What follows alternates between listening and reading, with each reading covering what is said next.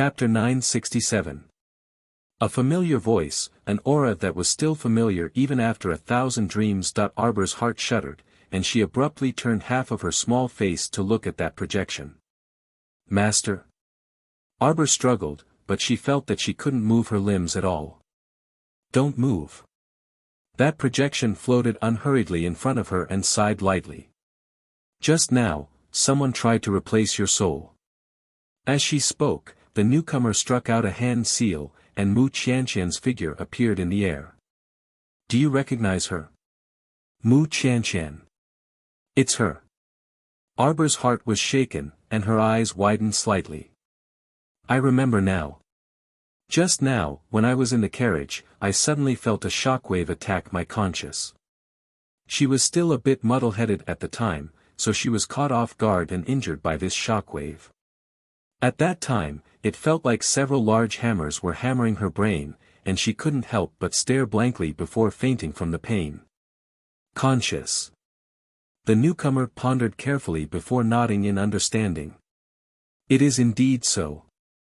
Because the other party wanted to touch your soul, she was bound to infiltrate your conscious. However, she didn't know that the golden talisman jade tome in your conscious blocked the majority of the attack for you and even repelled her soul. Then where is Mu Qianqian? Her. She went for wool and came home shorn. After her soul was repelled, it landed in an unfamiliar beggar's body. She had only herself to blame. However, how could she allow such a vicious person to continue harming her beloved disciple to live in this world? Beggar. Arbor's head moved, but she still couldn't raise her limbs. So you're saying that Mu Qianqian became a beggar? This really was the biggest joke in the world. Your Aunt Master has already chased after her. I'm afraid that she has already become a pile of bones by now, the woman said coldly. Master, I know you are my master. But why don't I remember anything? Her heart was unbearably stifled. Xiao Mu really wanted to hit her own head to make it recall. The person's shadowy palm gently brushed her face, and he chuckled softly. Silly child, when your master and your martial uncle sent you back, we sealed most of your power, including your memories. Due to the passage of time and space, some of your memories will be lost. Don't worry, as you grow, you will remember everything. But why did you seal my power? The little guy blinked his eyes and tilted his little face to look at the shadow. Because you're too strong.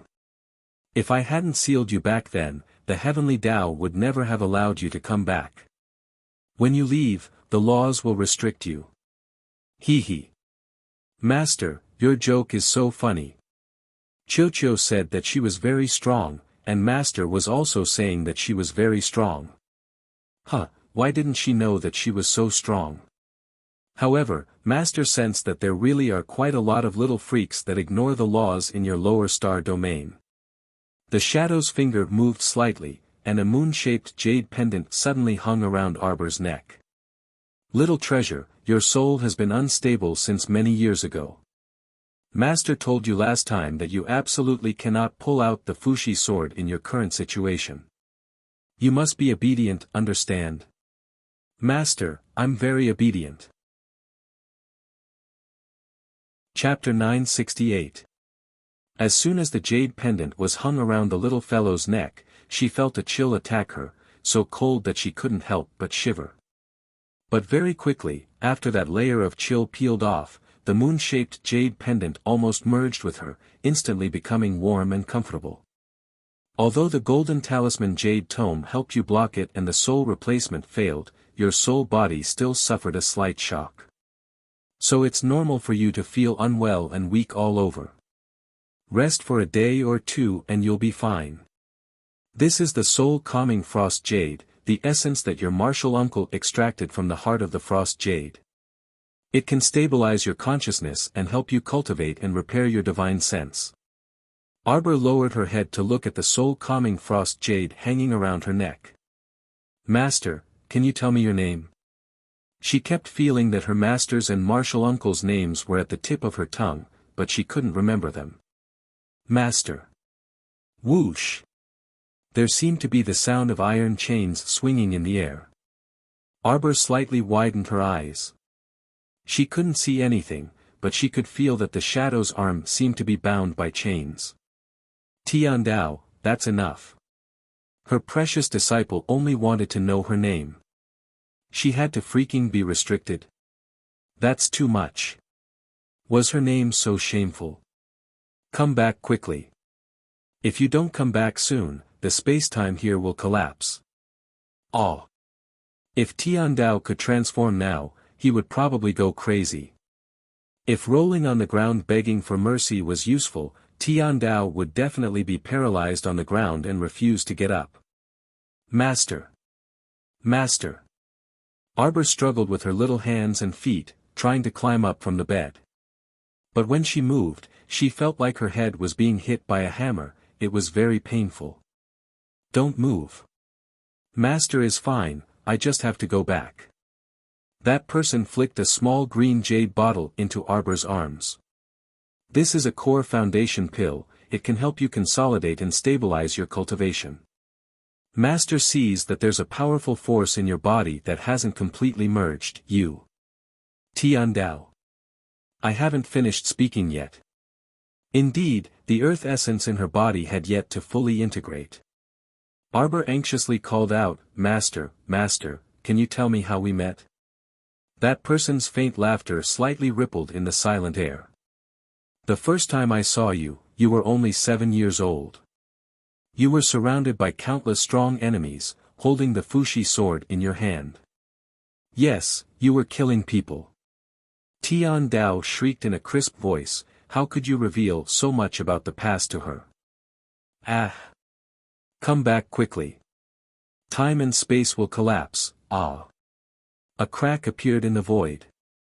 Master, Master. The little fellow called out anxiously.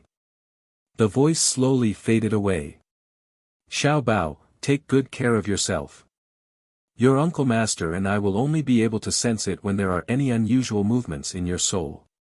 Rest well and don't get hurt again. Master. Arbor struggled to move, and his little hand was suddenly grasped by a warm hand.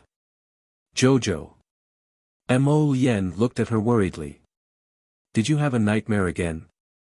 Arbor looked at him in a daze, and called out somewhat pitifully, Mo Lien, I can't move. This feeling of not being able to control her limbs and being unable to move at all was really terrible. This would make her think of those unbearable past for no reason. Chapter 969. Mo Lien hastily picked her up and patted her back comfortingly. It's fine, it's fine. How do you feel now? Headache. I can't move my entire body except for my neck. The more Arbor spoke, the more she felt that she was rather pitiful. It was all that Mu Qianqian's fault. Why did she have to replace her soul without any rhyme or reason? Mo Lien hugged her with heartache. He circled her limp body and said softly, your conscience seems to have been damaged by an external force for no reason. Just now, I used medicinal power. You used medicinal power to help me?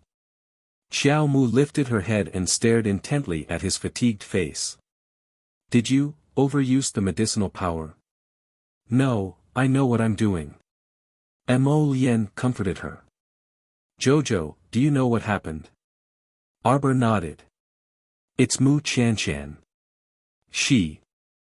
When she thought up to this point, a thought suddenly flashed through Arbor's mind. She probably used a type of forbidden curse to force my soul out of my body and take over my body.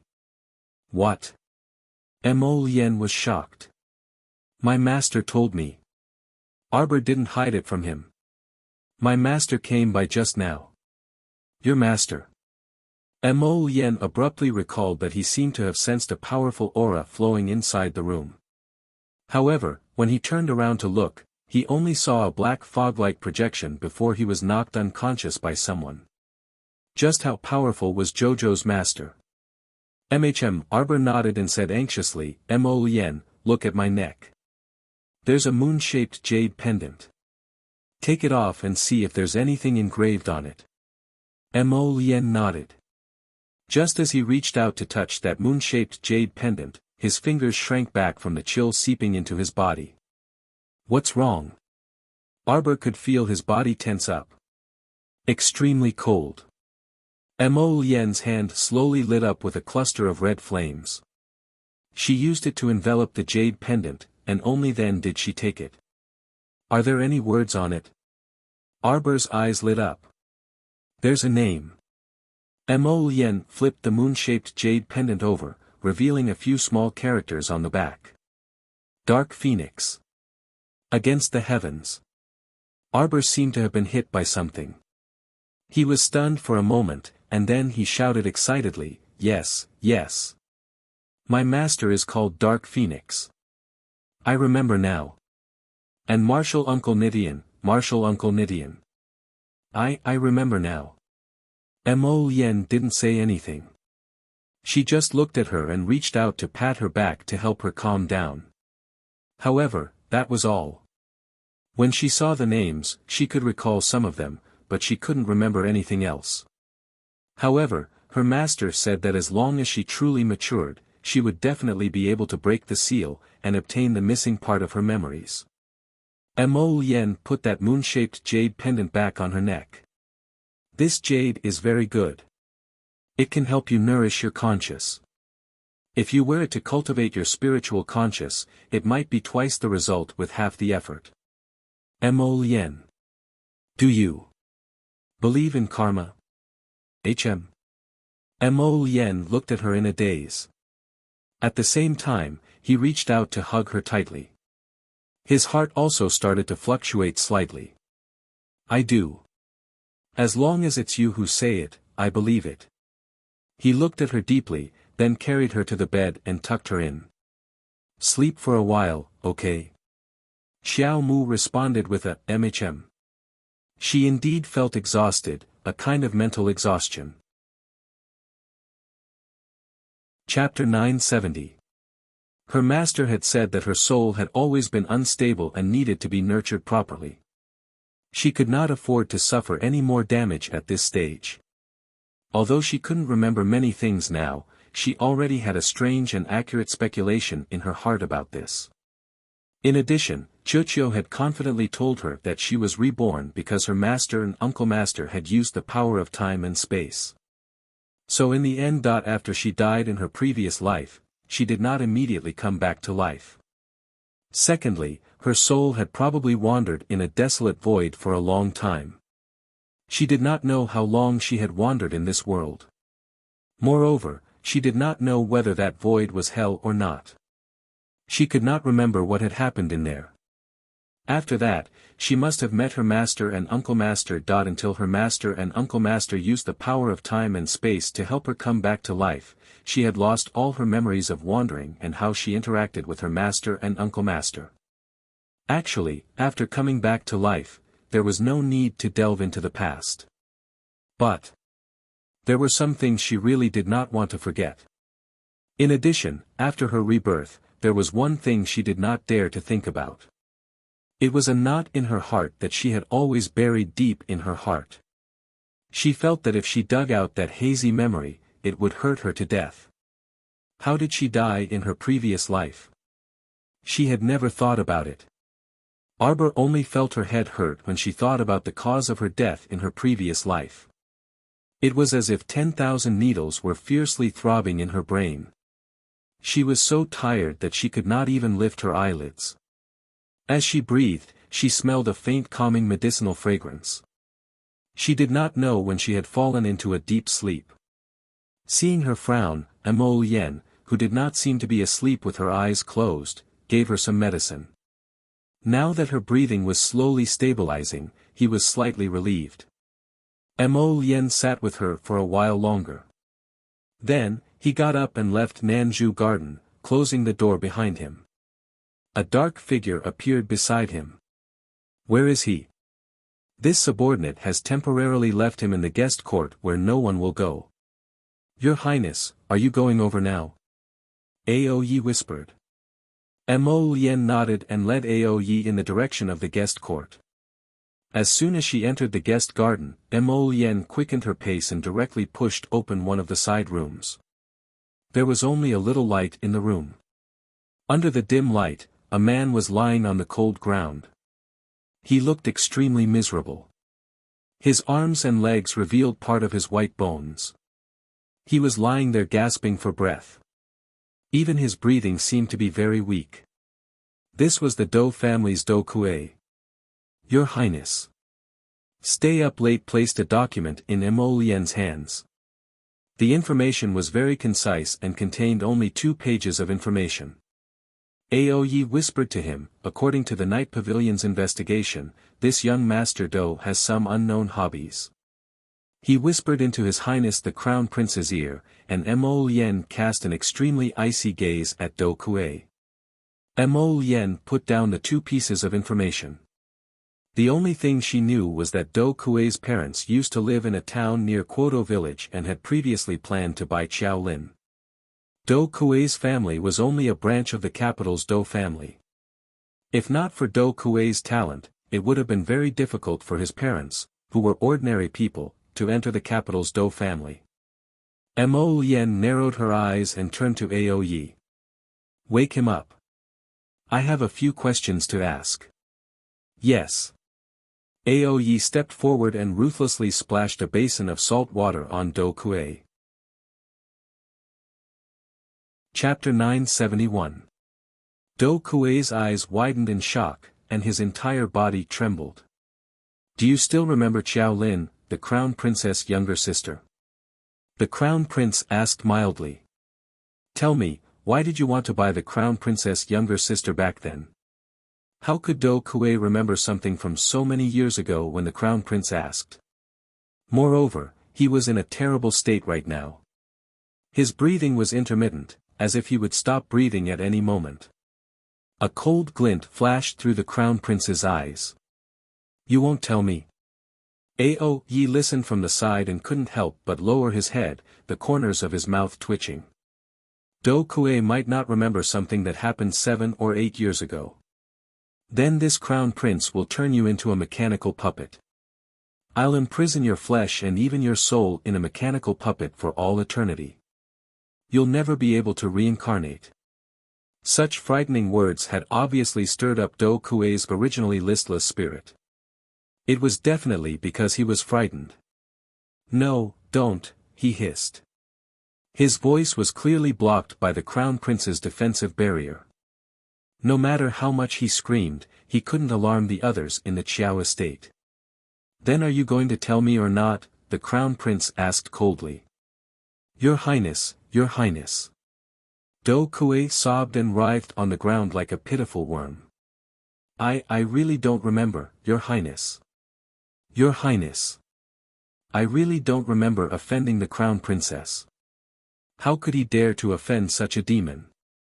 If he really did offend her in the past, he was willing to kneel 3 times and kowtow 9 times to apologize to the Crown Princess.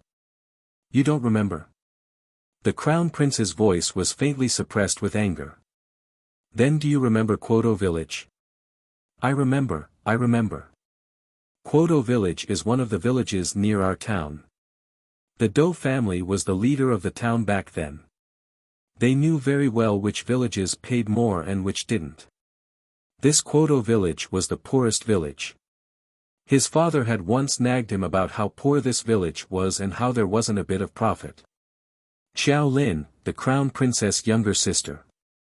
7 or 8 years ago, your Dou family wanted to buy this little girl from Quoto village to adopt.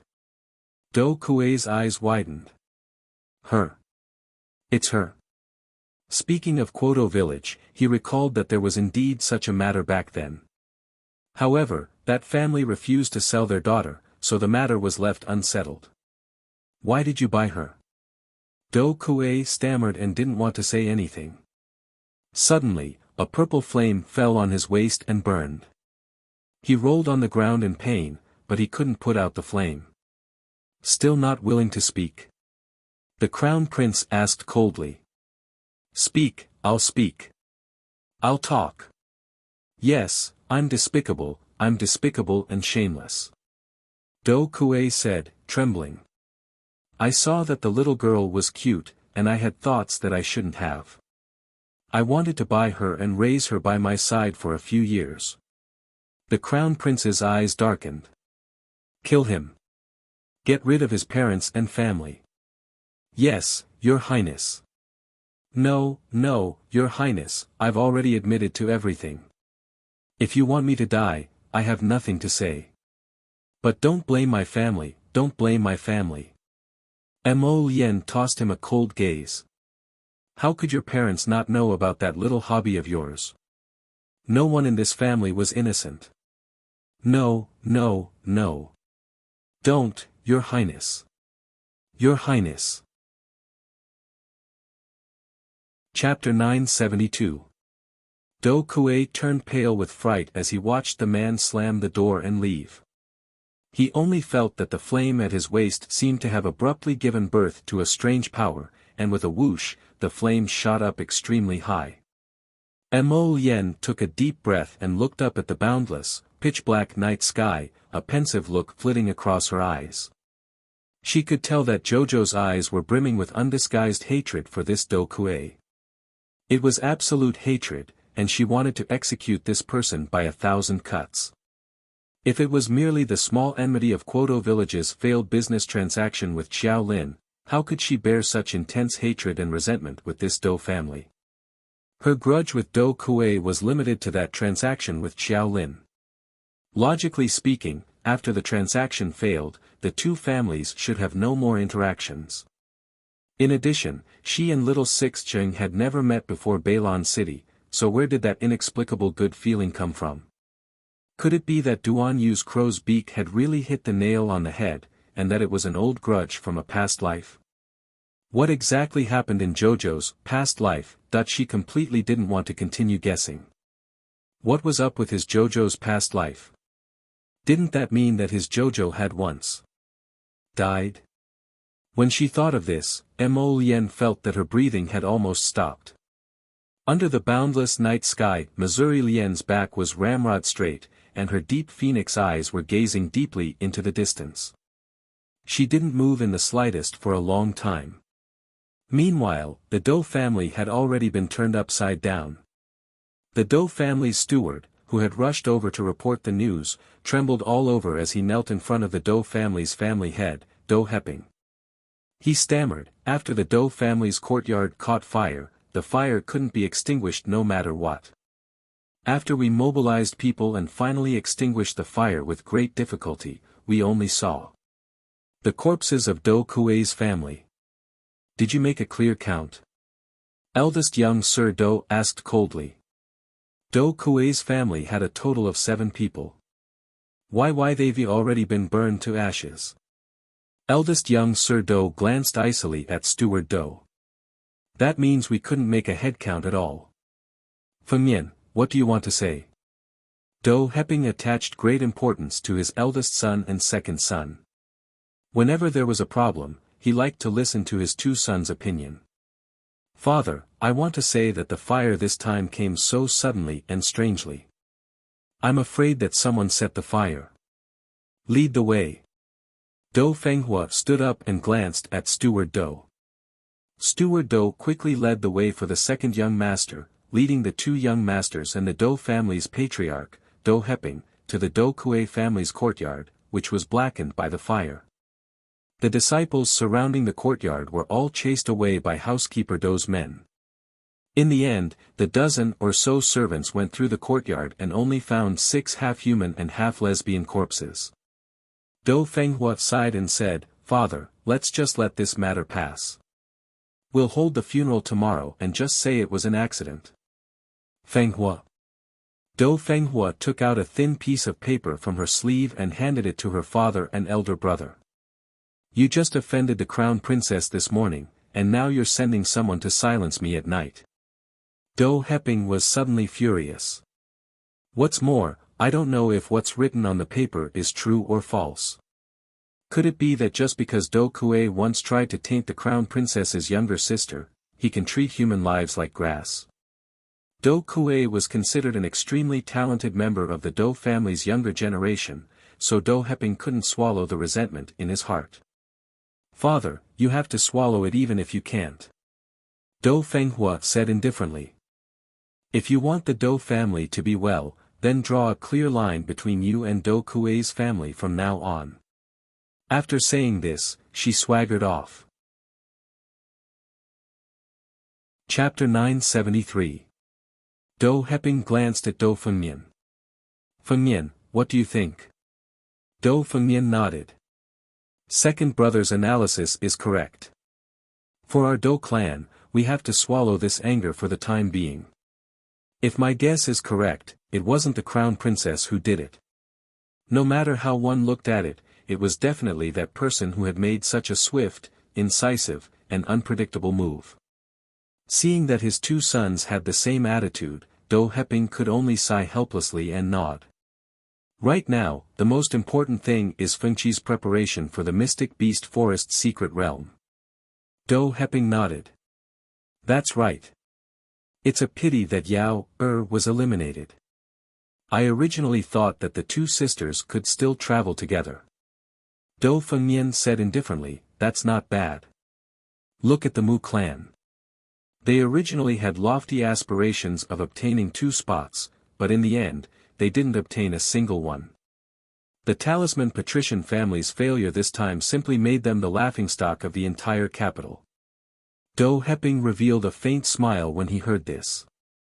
That's right. Apart from the Wu clan, which was originally slightly weaker, this time, the Mu clan, the head of the 8 great patrician families, also joined the ranks of the losers. This was very surprising. The other 6 patrician families each had one person who won, so it could be considered a tie. In the Qin Estate's Crane Garden, young Master Omega Kotoku supported his chin with his hand and tilted his head slightly as he casually wrote and drew on a piece of paper. A delicate and pretty woman dressed in black stood silently in front of the desk with her head bowed. She wore a short jacket with arrow sleeves, and her long hair was neatly tied up tightly, revealing her high hairline. On this trip to the Mystic Beast Forest secret realm, the first thing to search for is a 10,000-year-old Xuanji core. You should already be clear. Yes. Qin Susu nodded crisply. She participated in the selection as the eldest and second young master's foster sister. In reality, she was a hidden guard that the second young master had nurtured for many years. She was very clear about her position and what she needed to do. She only needed to act according to the second young master's orders and had no other thoughts. Also, Omega Kotoku put down the brush in his hand and indifferently swept a glance over Qin Susu. You must ensure Miss Chiao's safety on this trip. If necessary, you must protect her with your life. Qin Susu was stunned for a moment, then nodded, yes, subordinate obeys. Then, he carefully glanced at Omega Kotoku. Omega Kotoku asked coldly, what other questions do you have? If Miss Chiao also wishes to obtain the Xuanji core, what should I do? Qin Susu pursed her lips, a serious look on her delicate face.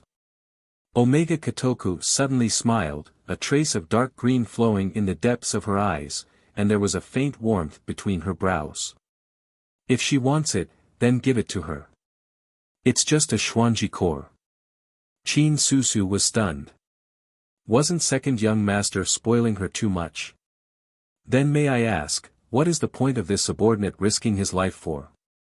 Was it to help Miss Chiao obtain the Xuanji core? Second young master left the desk and walked out the door, leaving Qin Susu standing in front of the desk in a daze for a long time. A piece of ink paper floated down from the table and landed softly at Qin Susu's feet.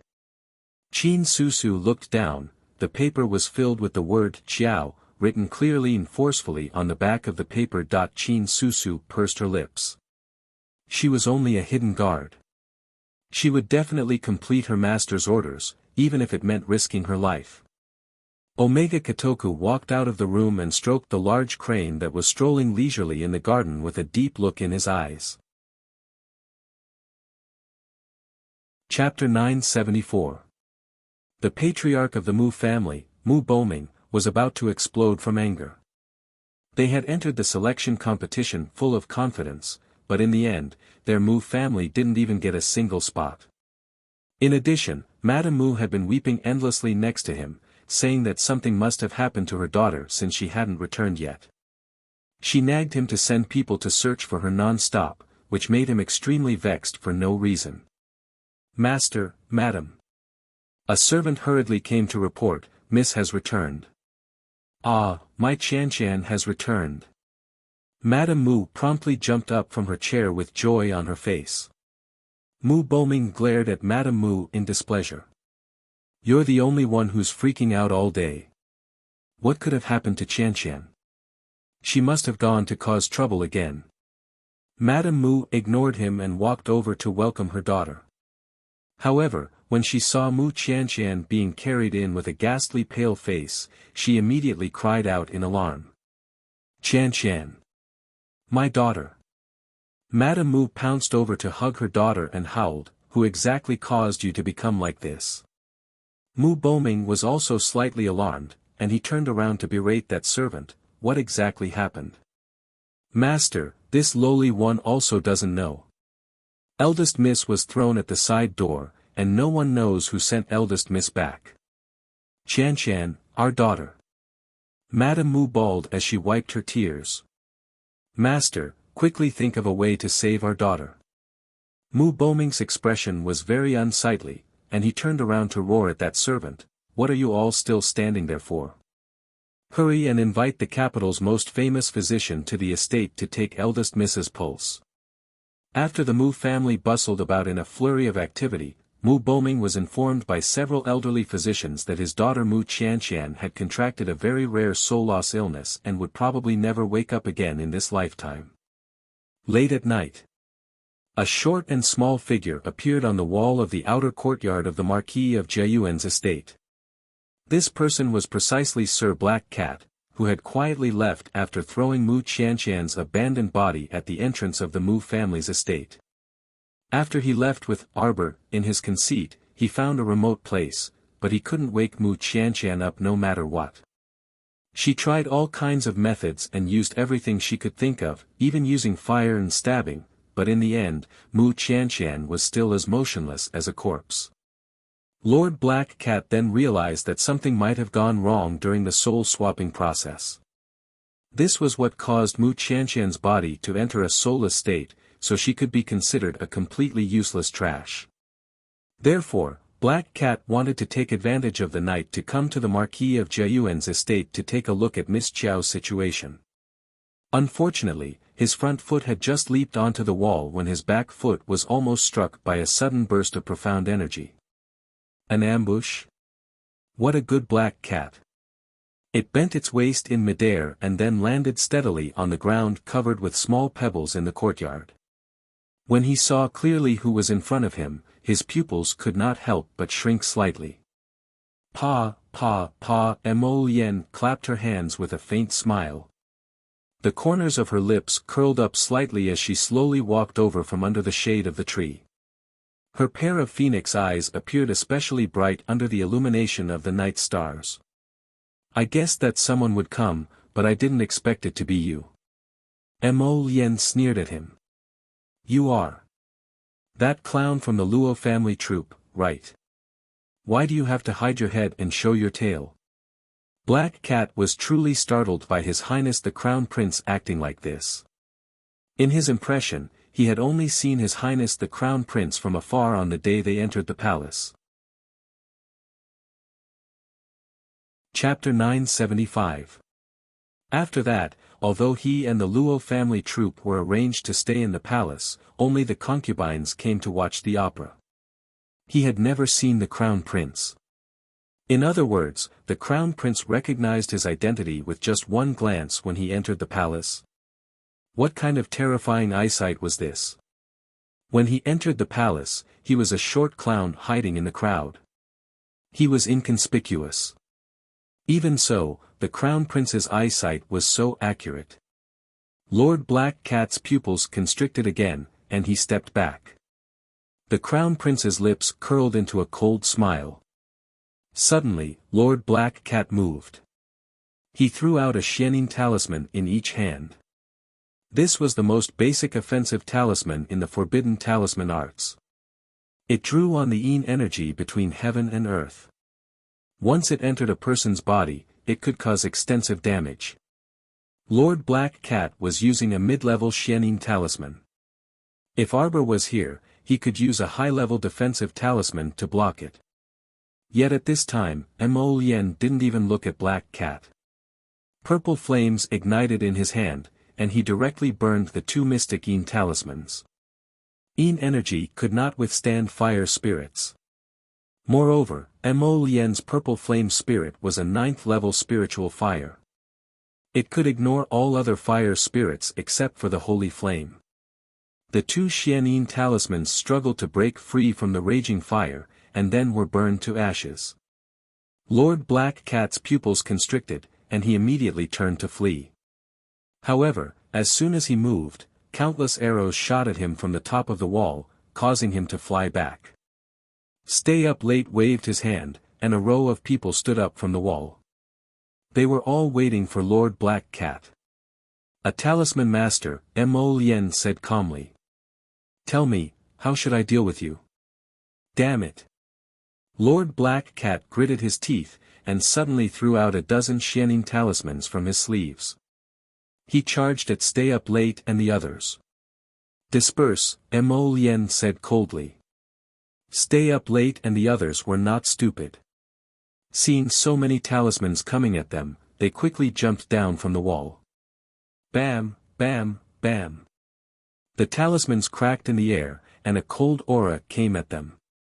Mo Lien swiftly leaped onto the top of the wall and formed several complicated hand seals that resembled the shape of a lotus with lightning speed that left no time for covering one's ears. A few black lotuses suddenly appeared, and were thrown in front of Lord Black Cat. Lord Black Cat growled, and quickly retreated. He covered his face with his sleeves, and his body was full of energy for defense. Suddenly, boom! Boom! A burst of explosive sounds rang out, and the wall was directly torn into pieces by this force. Lord Black Cat's broken body, along with the wall, fell heavily to the ground. Cough, cough, cough. Black Cat coughed out a few mouthfuls of blood in horror. It turned its head in disbelief to look at the tall and slender figure of the Crown Prince, who remained silent. How? His Highness the Crown Prince had defeated him in one move. He could be considered one of the top charm masters, but when he met His Highness the Crown Prince, he didn't even have the slightest ability to fight back. How could youngsters nowadays be so terrifying? How could he endure this? Cough, cough. Lord Black Cat could not stop coughing. Mo Lien gave a look, and Stay Up Late and the others immediately jumped forward. They lifted Lord Black Cat from the ground, and forced him to kneel in front of him. "You look a bit familiar to me," Mo Lien remarked dryly. Chapter 976. Swoosh. Aoyi understood tacitly and stepped forward to pull off the black hat on Sir Black Cat's head. While he was at it, he grabbed her hair and lifted her face up. Mo Lien's eyes flickered as she looked at his face and smiled coldly. "No wonder you look so familiar. You must be the brother of the snake-driving dwarf." "That's right." If Arbor was here, she would definitely realize that Sir Black Cat's face was exactly the same as the two dwarves who attacked her. The eldest of the three dwarf brothers was this Sir Black Cat, who was adept at using charms. He was Shuntian Prefecture's Luigi's lackey. Mo Lien narrowed her eyes and nodded at Aoyi. Aoyi's hand chopped down cleanly and knocked Sir Black Cat unconscious. "Interrogate him properly. This time, we must interrogate Luigi's whereabouts." Mo Lien curled her lips and sneered. "We have no interest in playing cat and mouse games with him anymore." "Yes, Your Highness." Aoyi knew that His Highness the Crown Prince was in a very bad mood, so he hurriedly shrunk his neck and agreed. "I'll mend this wall later." Mo Lien turned around and walked briskly into the courtyard. The next morning, Arbor lay on the bed, feeling no different from a paralyzed patient. She could move her arms and legs slightly, but she still didn't have the strength to get up from the bed. Wei Ziqin, Xiao Zhongbang, Xiao Lin, and the others came to check on her anxiously. After being comforted by her, they left Nanzhu Garden with some relief. At noon, she finally felt hungry. The crown prince lifted her up and fed her half a bowl of porridge. "How are you feeling?" Mo Yen reached out to touch her forehead and whispered, "Are you feeling better?" "I don't have any strength." Xiao Mu tilted her head dejectedly. "Will I always be a good-for-nothing?" Mo Yen couldn't help but laugh. "How is that possible? Your soul is shaken, so it will definitely affect your body. I'm sure he'll recover in 2 days." "That may be the case, but aren't we about to go to the Mystic Beast Forest secret realm?" "It's still early. We still have 10 days. It won't be too late to go there then." Speaking of this, Mo Yen couldn't help but glance at her worriedly. "Jojo, I can only escort you to the entrance of the Mystic Beast Forest secret realm. I can't accompany you into the secret realm." "Of course," Arbor said with a nod. Xiao Donghua had previously said that if anyone above the age of 20 tried to force their way into the Mystic Beast Forest secret realm, they would be mercilessly exterminated at the entrance. Therefore, this arcane realm had an age limit. Although she didn't know how it determined this, she certainly didn't want Mo Yen to take the risk. "Then I won't be able to see you for a month," Mo Yen said unhappily. The mystic realm could only be opened once every 10 years.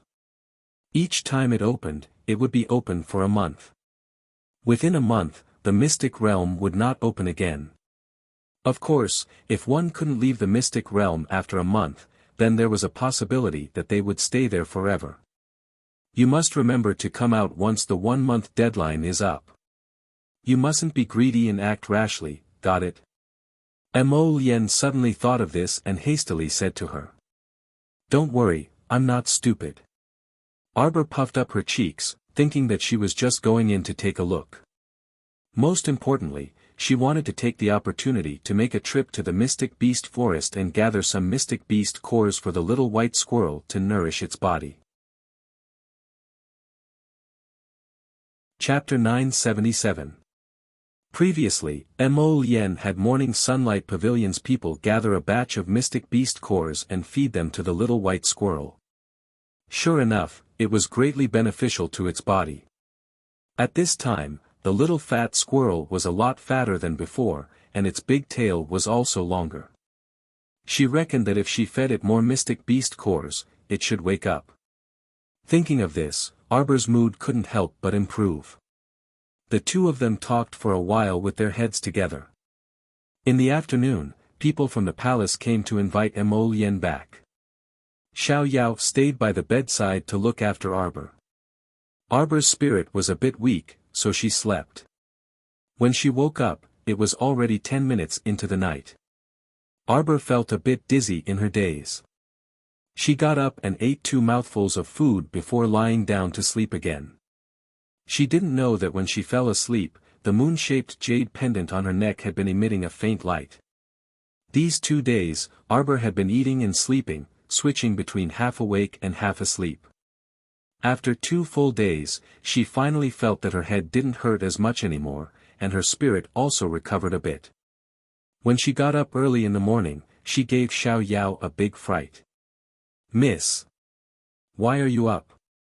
I've been lying down for 2 days. It's time to get up and move around."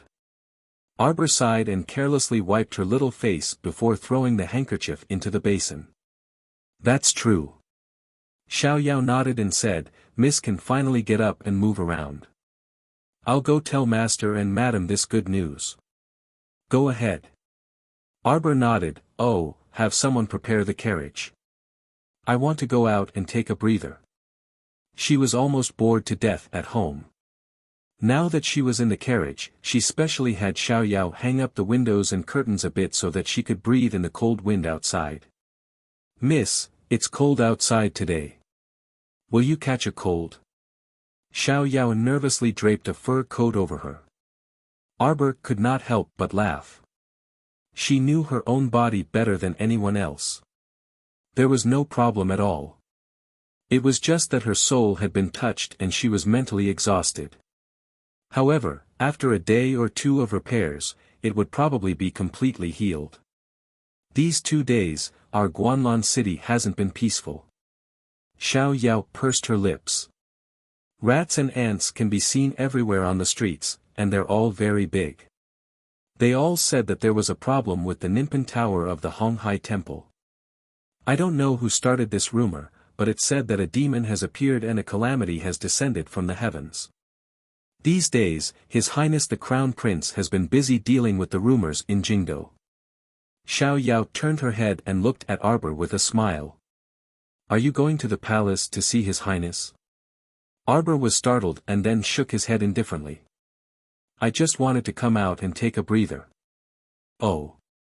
It was only then that Xiao Yao clearly saw a hint of disgust flash past the Crown Prince Consort's eyes. This was disgust for the palace. Sigh. Xiao Yao let out a long sigh. It seemed that after the Lantern Festival incident, it would be difficult to make the Crown Princess willingly enter the palace. Right, that Taoist priest Dayu. Arbor asked with a frown, did you find him? She felt that this person was a bit strange, as if he harbored great enmity towards her. However, she did not know him at all. We've searched the entire city, but we couldn't find him. I'm afraid he escaped. Peony frowned as well. His Highness the Crown Prince had sent many people to investigate. Chapter 978. Even so, that old Taoist was still able to slip away. It was evident that his methods were exceedingly formidable and unrivaled. Arbor nodded in response. Recalling Priest Dayu's mocking gaze, she couldn't help but secretly clench her fists. There was definitely something strange about this person. The two of them sat in the carriage and casually strolled around the city. During this time, Arbor indeed saw many fat rats appear in the city. They wantonly scurried through the streets, causing the pedestrians to shriek in fright. Miss, it's those fat rats. They look really disgusting. Xiao Yao grabbed the carriage curtain and turned to glance at her. A strange glint flashed through Arbor's eyes.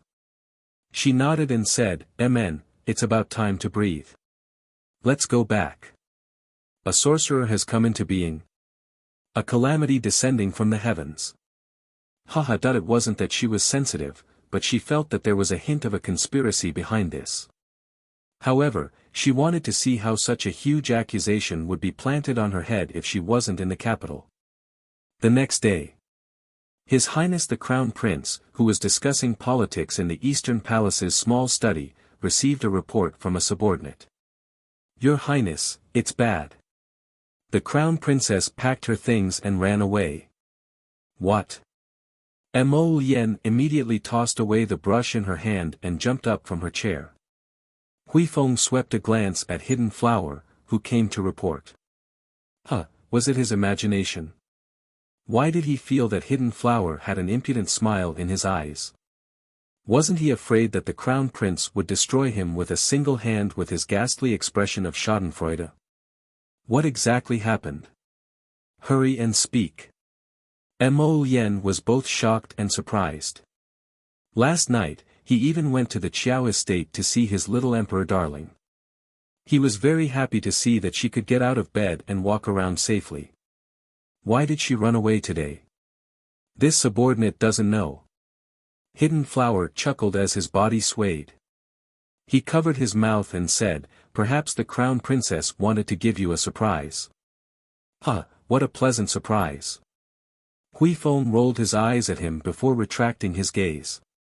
He cupped his fists and bowed to Crown Prince Lien. Your Highness, this subordinate is willing to immediately go and chase the Crown Princess back. Hidden Flower pursed his lips when he heard this. Come on. The Crown Princess is riding on Qing Yuan. How are you going to chase after her? You think you can outrun Qing Yuan with your 2 legs? Mo Lien hurriedly walked out. Where did she go? Your Highness, don't be anxious. Hidden Flower appeared in front of the Crown Prince in a flash and took out a letter from his sleeve. The Crown Princess left a letter for you.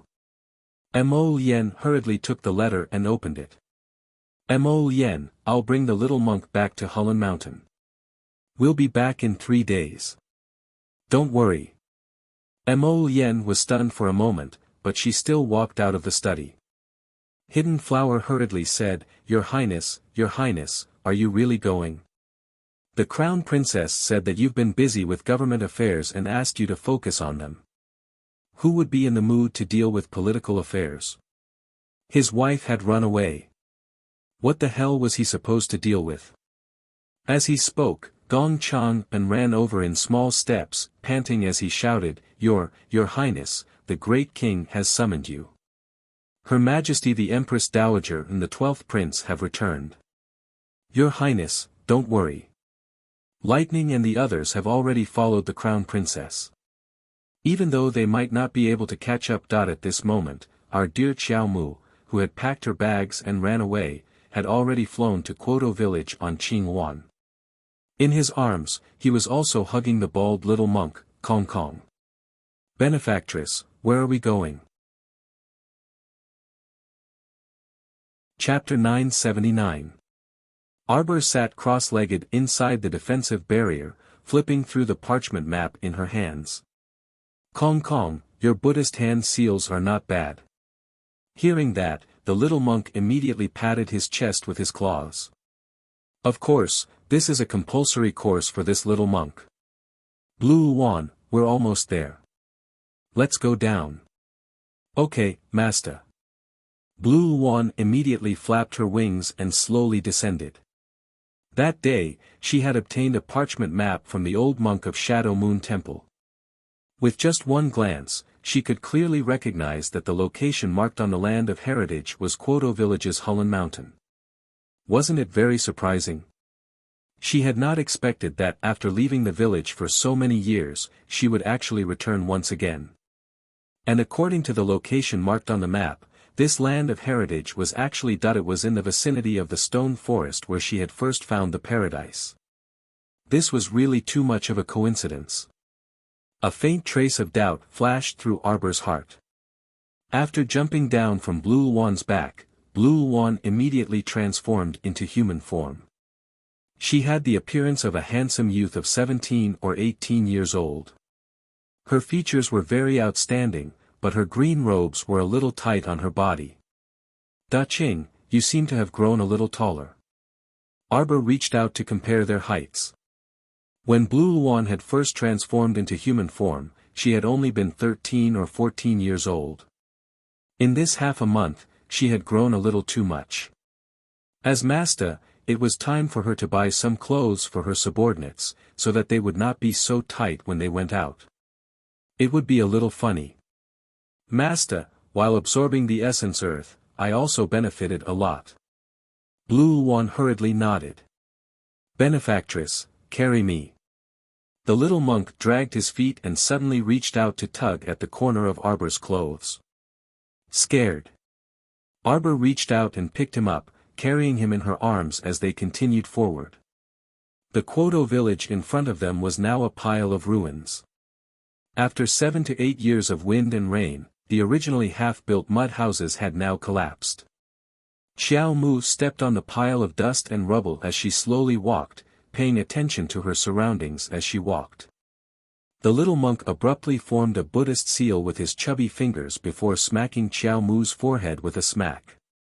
Arbor, Benefactress, there are quite a few ghost spirits here. Did you feel unwell just now? The corner of Arbor's mouth twitched as he shook his head. No. Why did this brat feel like he was a fraud? The little monk shook his head and muttered to himself, Benefactress, you are indeed a unique weirdo in this world. Then take a look again. Do you see anything? Just now, he had used the Buddha seal to open her eyes.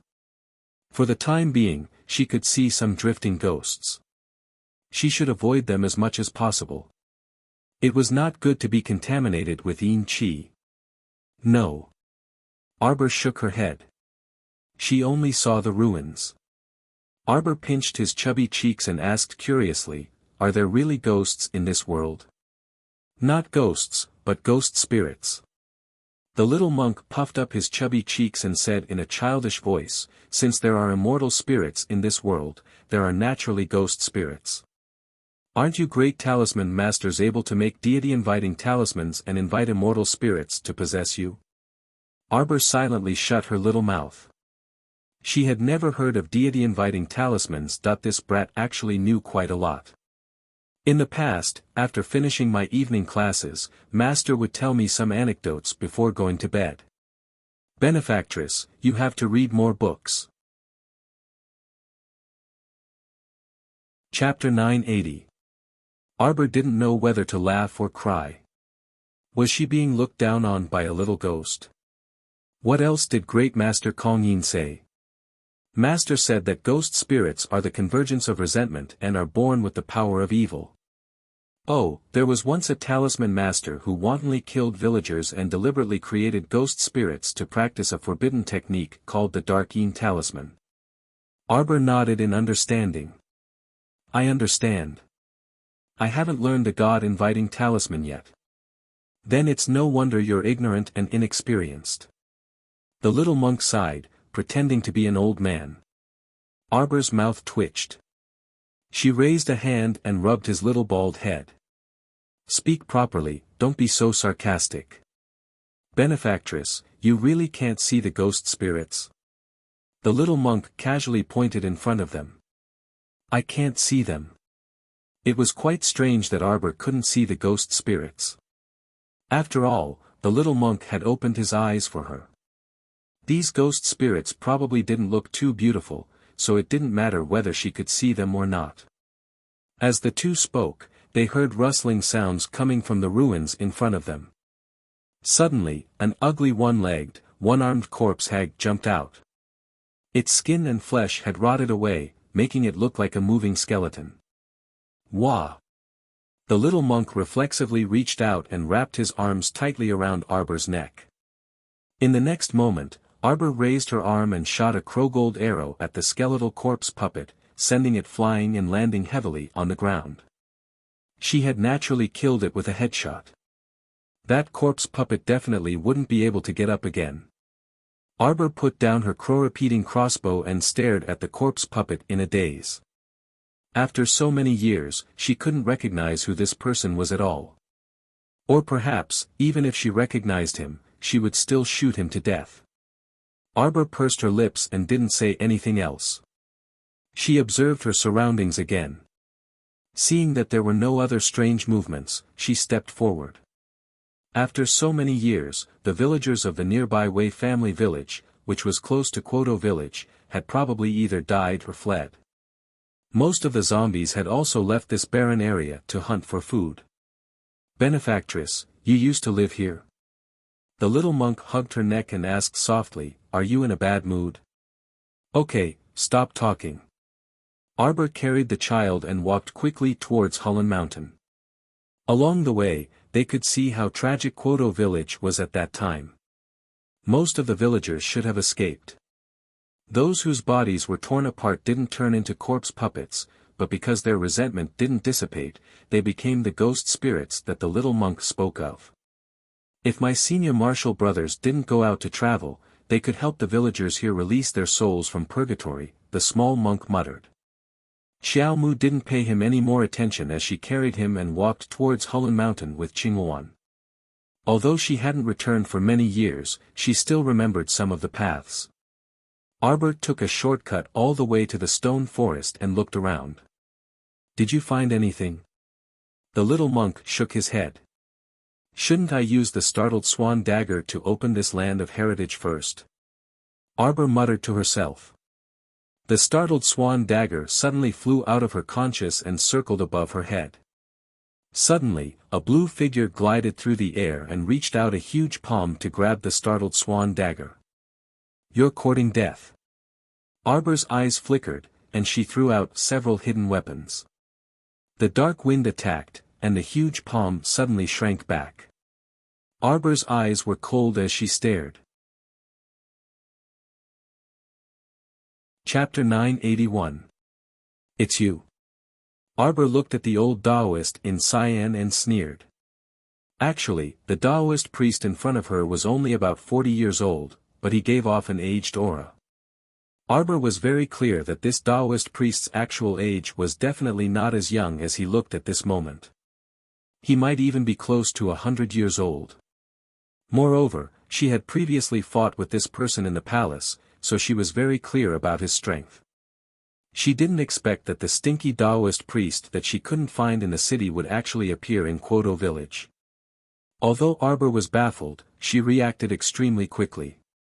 Without waiting for the old Taoist priest to retreat, she took advantage of him, the ferrule in her hand gliding with an ink-colored light, heading straight for the old Taoist priest's neck. A line of fire suddenly shot toward the old Taoist priest. Qing Yuan raised her sword and sent out an icy wind, stabbing over as well. However, it was blocked halfway by an eagle-faced ferocious beast. The eagle-faced ferocious beast was very ugly. It was born with 2 pairs of wings, one long and one short. The short pair of wings were like crippled wings that hadn't fully developed, and they were very ugly when curled up in front of its chest. When Qing Yuan saw this eagle-faced ferocious beast, she didn't even blink as she directly drew out several ice blades and attacked the eagle-faced ferocious beast. At the same time, the startled swan dagger suspended in midair flashed in the air and suddenly released a dazzling light. In front of it, in the originally empty broken stone forest, 4 sealed transparent barriers suddenly appeared. The little monk hurriedly rushed forward and struck out 4 to 5 seals around the barriers. Then, he turned his head and blasted out a flame attack while calling out cutely, "Benefactress, quickly come in." In order to dodge the flame attack, the old Taoist priest twisted his body slightly and dodged. Arbor took this opportunity to quickly rush into the transparent barrier. How could the old Taoist priest let her escape? A huge jet-black claw darted out of his chest and grabbed at Arbor's shoulder. Slap! In a moment of desperation, Arbor pulled out a green vine and whipped it directly at that huge claw. The old Taoist priest was caught off guard and just happened to be hit. His claw retracted in pain, and Arbor took the opportunity to run forward a few steps, heading straight for the transparent barrier. "Where do you think you're going?" The old Taoist snorted angrily and sneered, "I really underestimated you." He had a lot of secrets. Not only could he draw high-level summoning talismans, but he also had the power of the wood spirit. Hee hee. Watch this old man catch you. Boom. The entire mountain trembled violently 3 times in a terrifying tremor. Even the damned old Taoist, who was still chattering, was thrown back 3 or 4 steps by this huge shock. He spat out a mouthful of blood. "Damned girl!" The old Taoist shouted angrily. When he caught this cunning girl, he would definitely dismember her body to vent the hatred in his heart. What Arbor tossed out was none other than the core-ravaging thunder that Duan Yu gave him. It was enough to give the old geezer a hard time.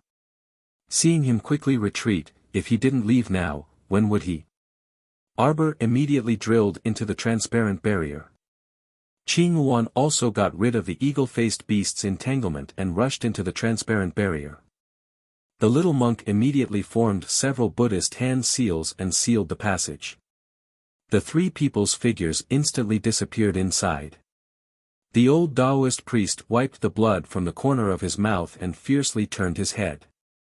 He watched helplessly as the 3 people fled like rabbits. He immediately roared angrily at the sky, "Arbor. This damn girl, let's see where she can escape to." He didn't expect that the damn girl would grow to this extent after being left alone.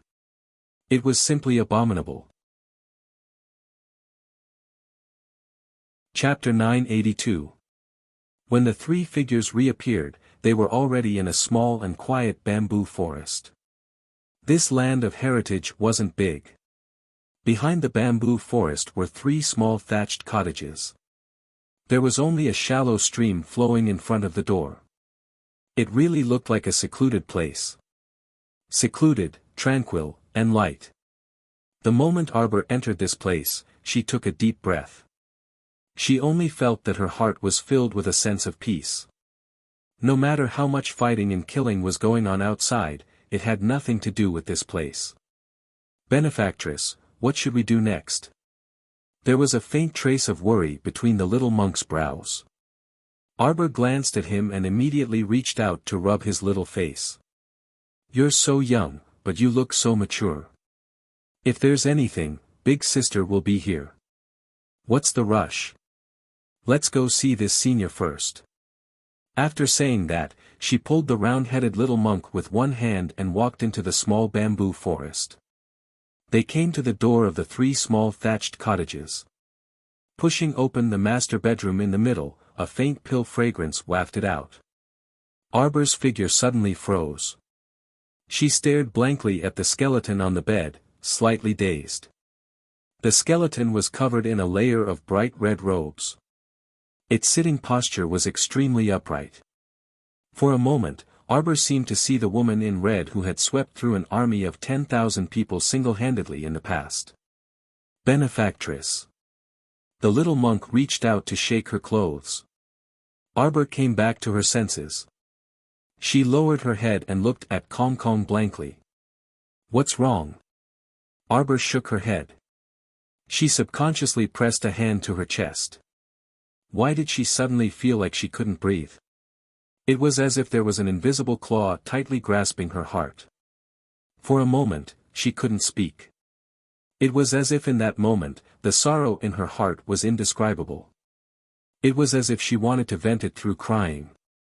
Her eyes suddenly reddened. But why did she suddenly want to cry? You look so sad, benefactress. The little monk reached out to hug her leg and rubbed against it. Carry me. Arbor was still in a daze, but he did as he was told and picked up the little baldy. The little monk reached out and hugged her neck. He stretched out a small hand and placed it on her face. He said in all seriousness, don't cry. This little monk can't bear to see women cry.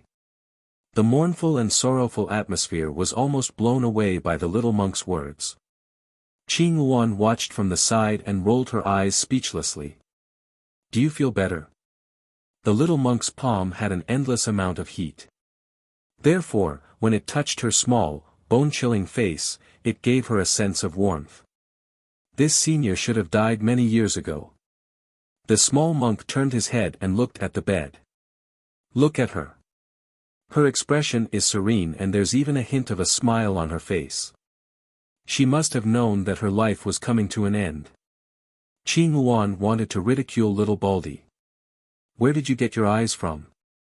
Looking at this skeleton with such a serene expression. Everyone will reach this step, unless you can jump out of the heavens will and ignore the heavenly Tao. Benefactress, don't be sad. The little monk comforted her in a childish voice. Let's go up and see what kind of good inheritance this senior left for you. Since senior opened the cave and let us in, she must have left something for you. Qing Yuan nodded. Master, don't be sad. Let's go and take a look. Arbor's eyes reddened. Actually, she also couldn't understand herself. It wasn't the first time she faced death. Why would her emotions fluctuate? Chapter 983. Indeed, after so many years, hadn't she already seen too much life and death? Why did she have such a change in her emotions when facing a stranger? She put down the little monk and walked forward. She picked up a yellowed letter placed beside the skeleton and opened it. Arbor read it line by line. My disciple, Master doesn't know your name, so I'll call you this for now. You being able to step into this secret inheritance realm is a fortuitous opportunity. It's the fate of Master and disciple that we have. If you want to inherit my mantle, kneel down and kowtow 3 times to Master. Arbor immediately put down the letter and knelt in front of the skeleton.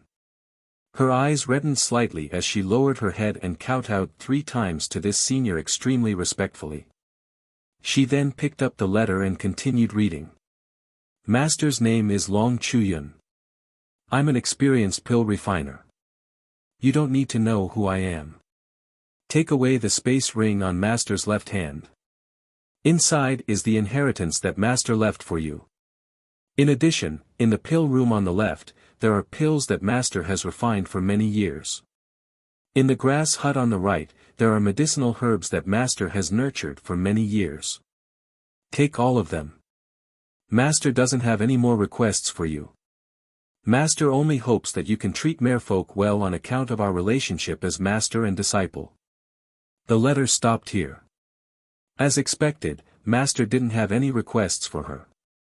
Master only hoped that she could treat merfolk well when she encountered them in the future.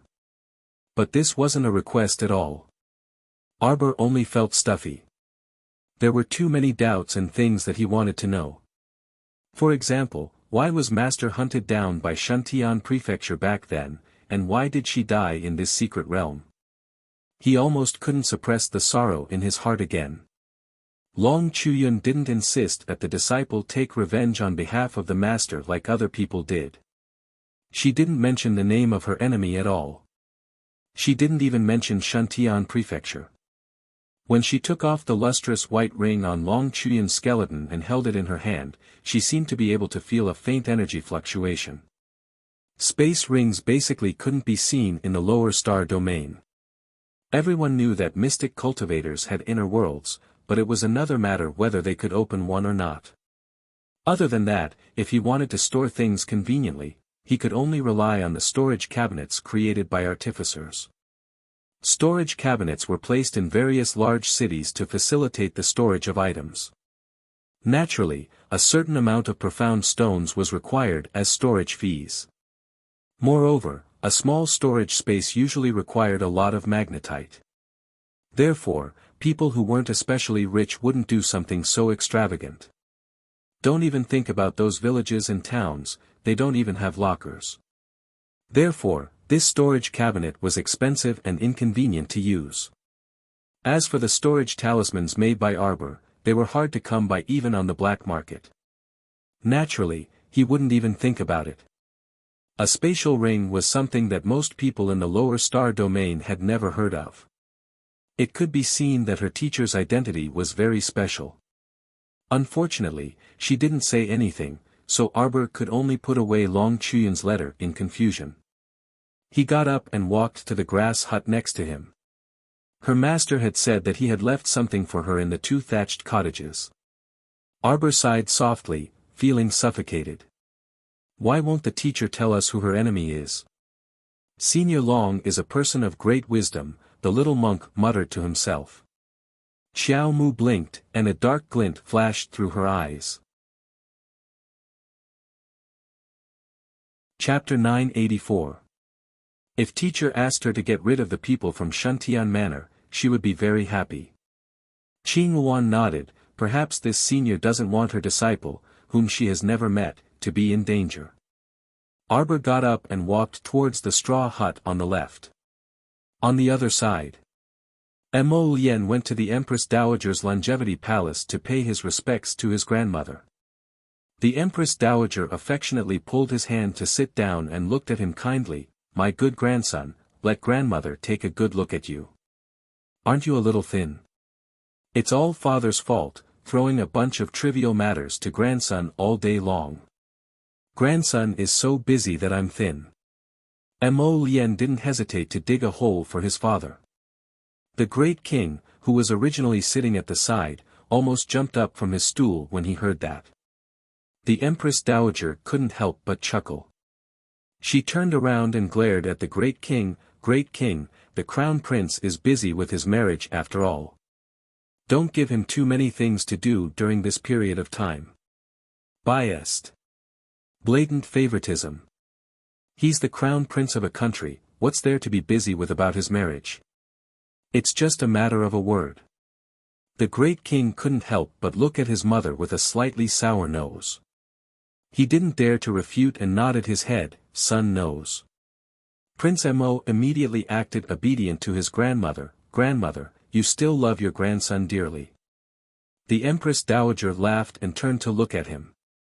She asked with a smile, where's your little wife? Quickly let grandmother see her.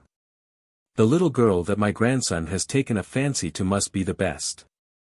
Speaking of this, Prince Mo felt a little stifled.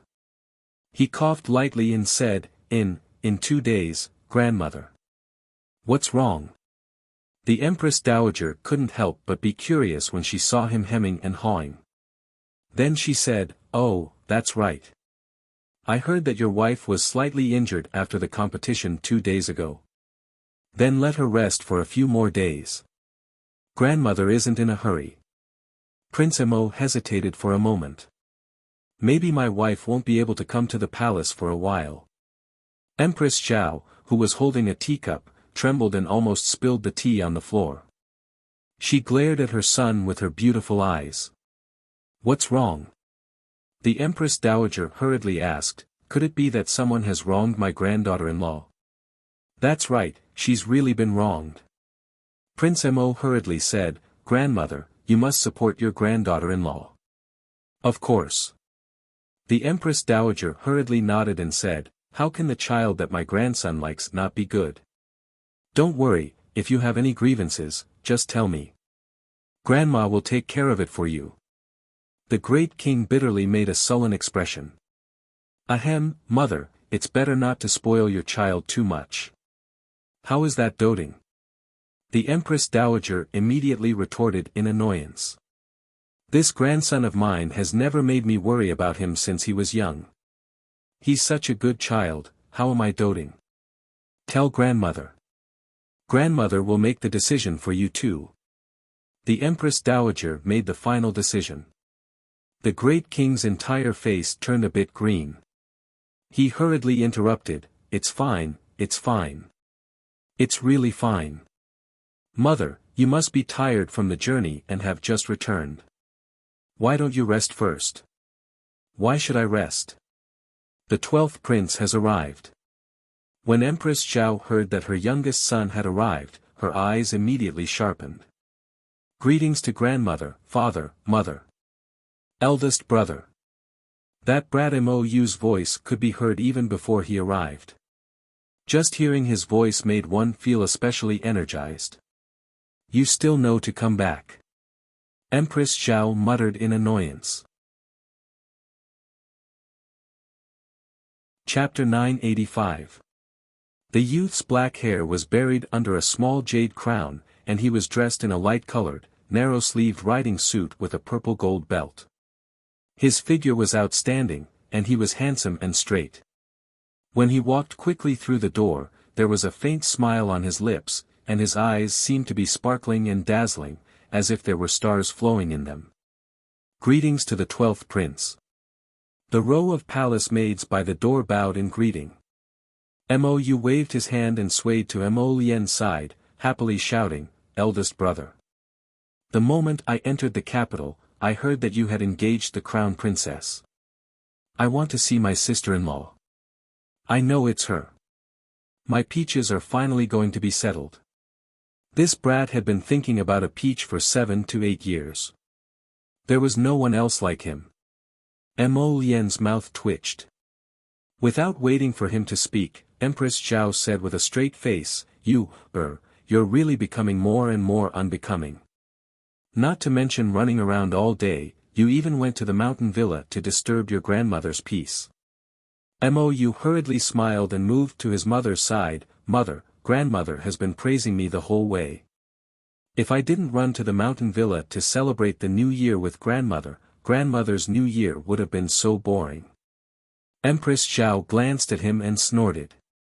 She raised a finger and poked his head. Didn't grandmother find you noisy, so she brought you back early? Of course not. Mou's mouth seemed to be smeared with honey as he grinned. This son missed father, mother, and eldest brother, so I begged grandmother to come back. Imperial mother, imperial father, eldest brother, although you, isn't in the capital, my heart has always missed you. His father chuckled, clearly not believing his youngest son's nonsense. Empress Zhao was a little happy from her son's coaxing, but she still kept a straight face. She glanced at her youngest son, but the corners of her mouth couldn't help but curl up slightly. The old Empress Dowager said with a smile, "You don't say, if you, didn't run to the mountain villa to accompany me, this New Year's celebration would indeed be lacking." Empress Xiao said with a smile, "Imperial Mother's complexion is rosy and her breath is soft, you must be recuperating well in Ziyu Mountain Villa." "Not bad." The Empress Dowager smiled benevolently and nodded. Ziyu Villa is secluded from the world. Its profound energy is also rather dense. It's truly the best place for cultivation. If there is a chance, Your Majesty and Her Majesty can also choose a day to go there and take a break for a period of time. The Empress Dowager is right. The old Great King looked at his mother cautiously and asked, "Mother, have you made some progress in your cultivation?" "You can say that I've made some small achievements." Back then, the Empress Dowager had taken up a spear and mounted a horse to conquer the world with the former king and the old vassal king of Nan, so her martial arts were naturally outstanding. She had stayed at the initial success stage of level 14 Great Mystic Cultivator for nearly 10 years. After cultivating in seclusion at Wuxia Villa for half a year, the Queen Dowager finally made a small step forward and entered level 14 Phenomenal Success stage. The Great King's face lit up with joy when he heard this. "Congratulations, Mother. Your cultivation has improved again." "Congratulations, Empress Dowager." At the Empress Dowager's level of cultivation, she had long been indifferent to these things. She smiled and waved her hand. "Let's not talk about these things." She turned to look at Mo Lien. Today, as soon as Ijia and you entered the capital, Ijia heard rumors spreading from all directions. Ninpan Tower is our Mo Kingdom's guardian pagoda. What do they mean by a sorcerer has appeared recently, so the world is bound to suffer a calamity? They even said that Ninpan Tower's foundation is unstable and seems to be swaying. What kind of nonsense is this? It's simply a bunch of nonsense. Chapter 986. Grandmother, don't worry. These are just rumors spread by some bored people. Grandson will deal with it properly. Yes, yes. Mother, don't worry. The old king added, "This is all because a few days ago, there was a rat infestation near the Pacification Pagoda. A large rat gnawed on a brick behind the Pacification Pagoda, causing people to mistakenly say that the pagoda's foundation was unstable or that a demon had appeared." A faint light of wisdom flashed through the Empress Dowager's eyes. Why would there be a rat infestation in the capital out of the blue? I'm afraid that someone is secretly manipulating things behind the scenes. Great King, you have to pay attention to this matter. Don't throw everything to the Crown Prince. Look at how busy my grandson is. The Great King coughed a little awkwardly and secretly ridiculed in his heart. He knew it. As long as his mother returned, she would definitely protect him to the end. There was nothing to say about this that he felt like a son that was picked up from the streets.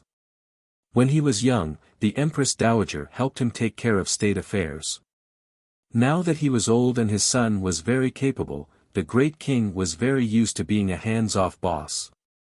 Now that he heard the Empress Dowager specifically asking him to deal with the rat infestation rumors, the Great King felt very vexed and secretly glanced at his son. Prince Mo's handsome face was extremely serious. He didn't even look at his old father. This unfilial son who cheated his father. The Great King gritted his teeth. Cough, Mother, you're worrying too much. The Crown Prince has more or less taken care of this small matter. You don't have to worry about this. Let the young people train. The Great King hurriedly helped his mother up with a guilty conscience and helped her into the inner room. He flattered her all the way and completely ignored the Empress Dowager's rolling eyes. Father is so cowardly. Mou pursed her lips. Suddenly, her large eyes lit up slightly. She jumped in front of Mo Lien and said, "Big brother, take me to see sister-in-law now." "You child, you're always so careless. Your big brother doesn't have as much free time as you do. Stop messing around." Empress Xiao reprimanded Mou. As soon as Mo Lien thought that his wife had run away, he felt a little irritated. He got up and excused himself from Empress Xiao. Then he went out and left. "Big brother, what's wrong?" Mou blinked and asked subconsciously. Empress Xiao waved at him. "Mother," Mou jumped in front of Empress Xiao with a big smile, and her head fell into her mother's arms. Empress Xiao's anger, which had accumulated over the past few days, was instantly extinguished by her youngest son's tantrum.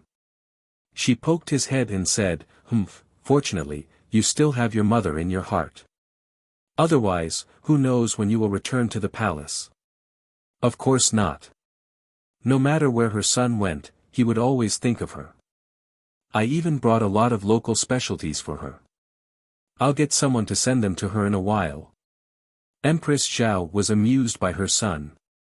She pulled his hand and asked, "From your tone just now, you called her sister-in-law quite warmly. You've known that Miss Xiao for a long time?" "I've never met her, but I've heard of her," Mou said unhappily at the mention of this.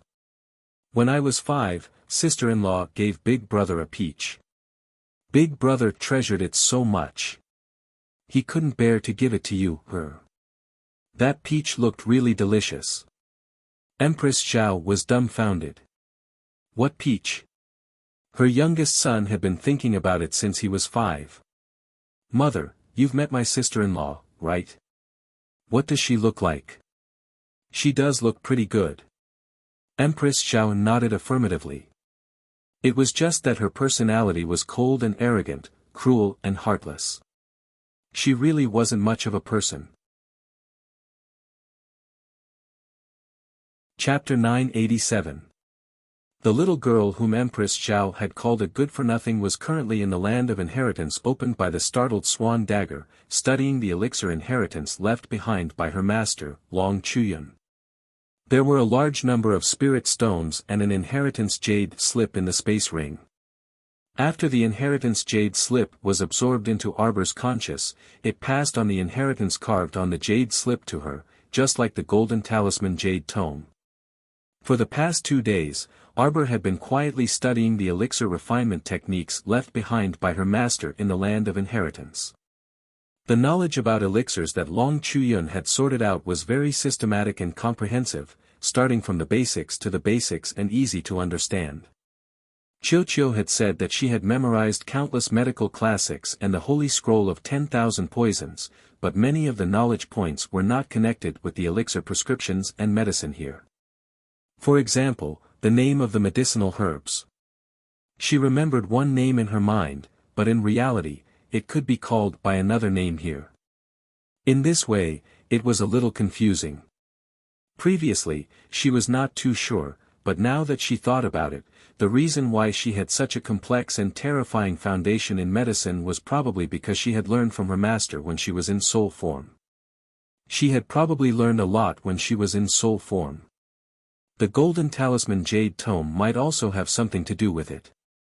Now that she had inherited Master Long Chuyun's elixir inheritance, she could compare the two and make a judgment if she had any questions. It would be convenient for her to cultivate medicinal herbs and make elixirs in the future.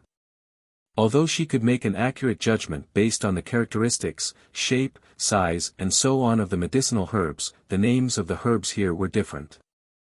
After all, the names of the medicinal herbs here were different from what she had learned in the past. It was indeed a little troublesome to apply them.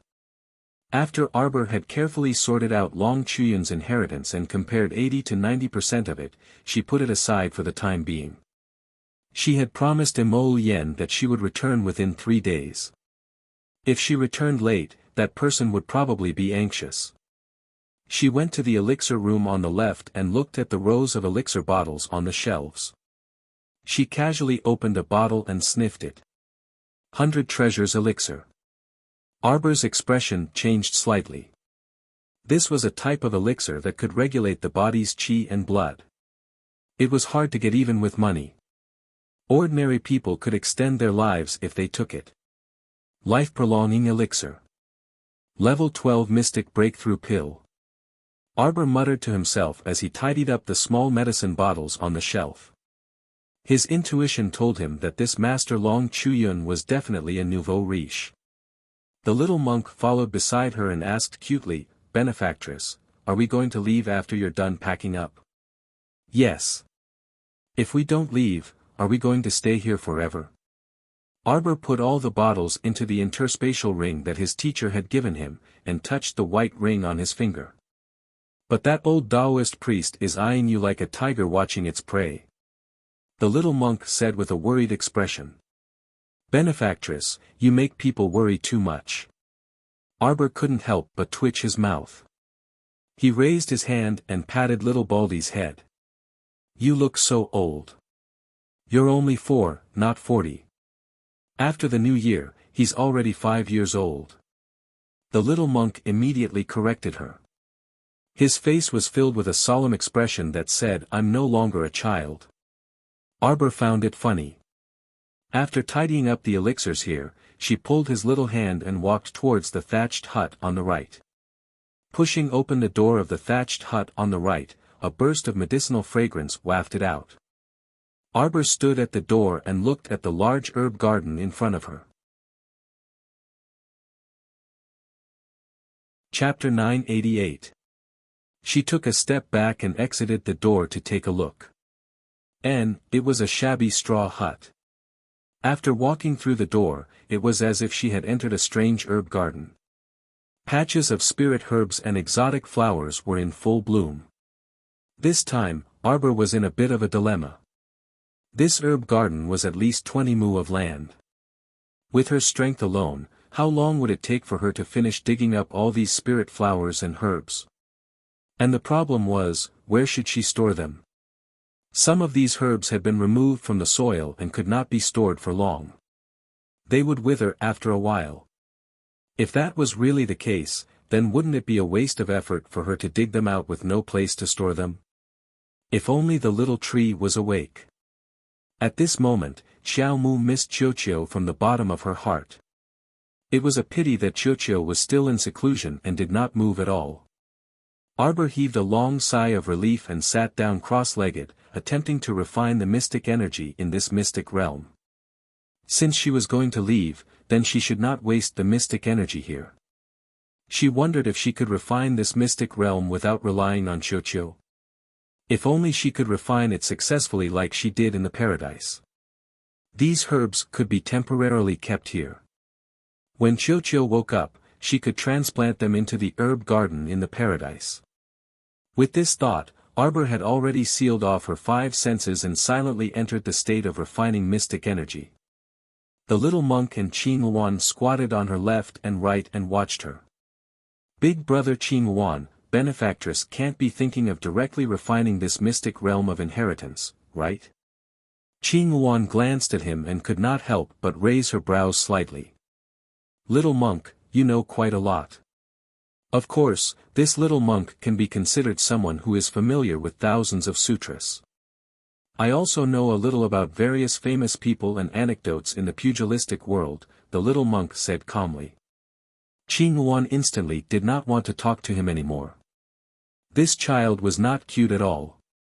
She felt that he was so intelligent that he could surpass an adult. He was simply too precocious. But the little monk could not stay idle.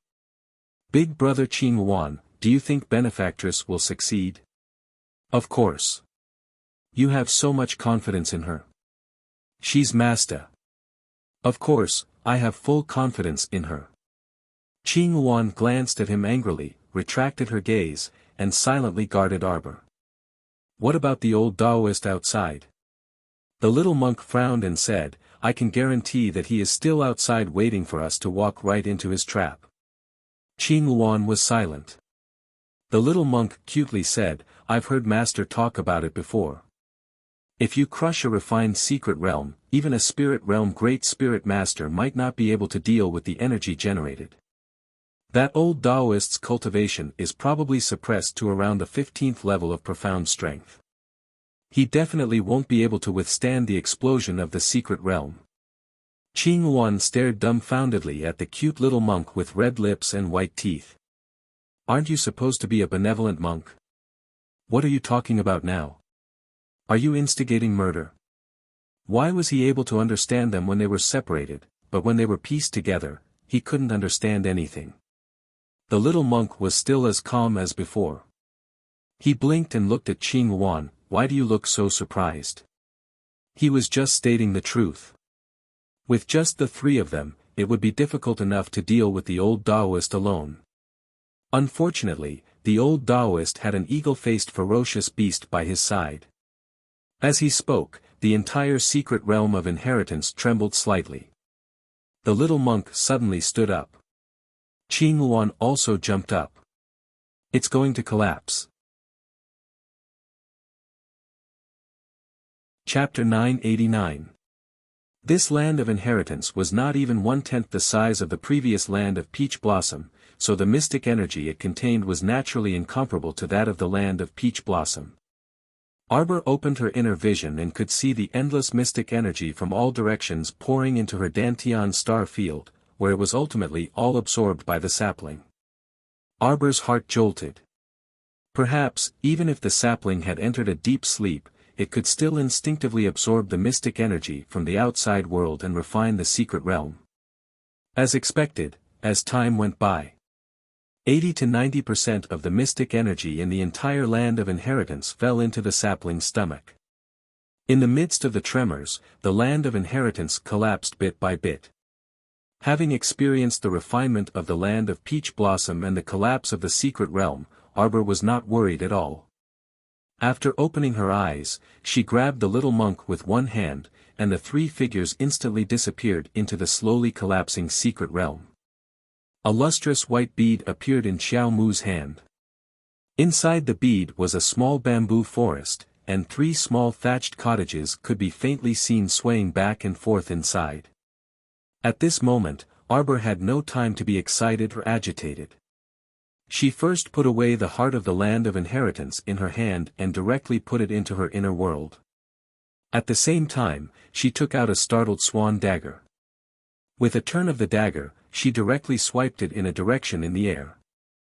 The old Taoist's outer robe was cut open by Arbor's sharp dagger, and he glared at her with sharp eyes. Without another word, Qing Wan immediately spread its wings and swiftly picked up its little master, flinging her and the little monk onto its back.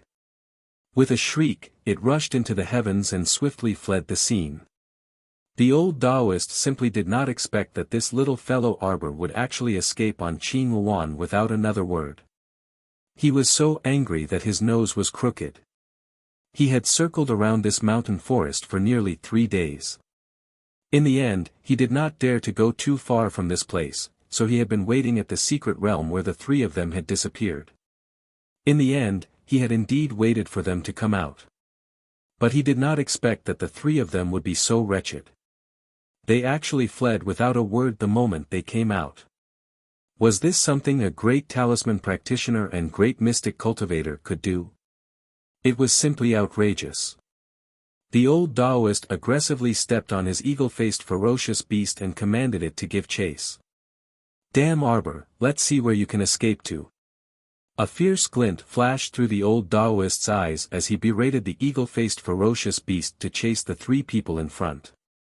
Both his hands slightly raised, accumulating mystic energy in his body. His entire body began to swell up like a bloated ball. His entire body was filled with terrifying power. His green Taoist robe fluttered in the fierce wind. Standing on Qing Wan's back, Xiao Mu naturally saw the old Taoist's menacing pursuit. She unhurriedly opened up an eggshell defensive barrier and coldly looked back at the stinky Taoist who was chasing after her. Waves of ferocious profound energy rose from his entire body as tiny streams of water flowed out from his palms. Subsequently, they condensed into strings of sparkling ice crystals. In an instant, the ice crystals turned into hexagonal snowflakes, which she abruptly raised her hand and swiftly charged toward the old Taoist. The old Taoist saw that she was very cowardly and ran away the moment she left the secret realm, so he thought that she did not dare to fight him. Who would have expected that she would actually attack? Looking at the ferocious snowflakes flying toward him with a whoosh. They directly hit his green Taoist robe. Ha! The old Taoist roared. Chapter 990. The muscles under his outer robe bulged, and this old Taoist instantly circulated his level 15 cultivation, releasing his mystic energy outward. It collided with a handful of snowflakes that Arbor darted toward him. After several slashes, the old Taoist's eyes widened in disbelief as he stared at his outer robe that had been cut open. Even his arms under his outer robe were actually sliced open by the snowflakes, and blood flowed down. He was actually injured by a mere level 12 mystic cultivator in a single exchange. Arbor didn't say a word.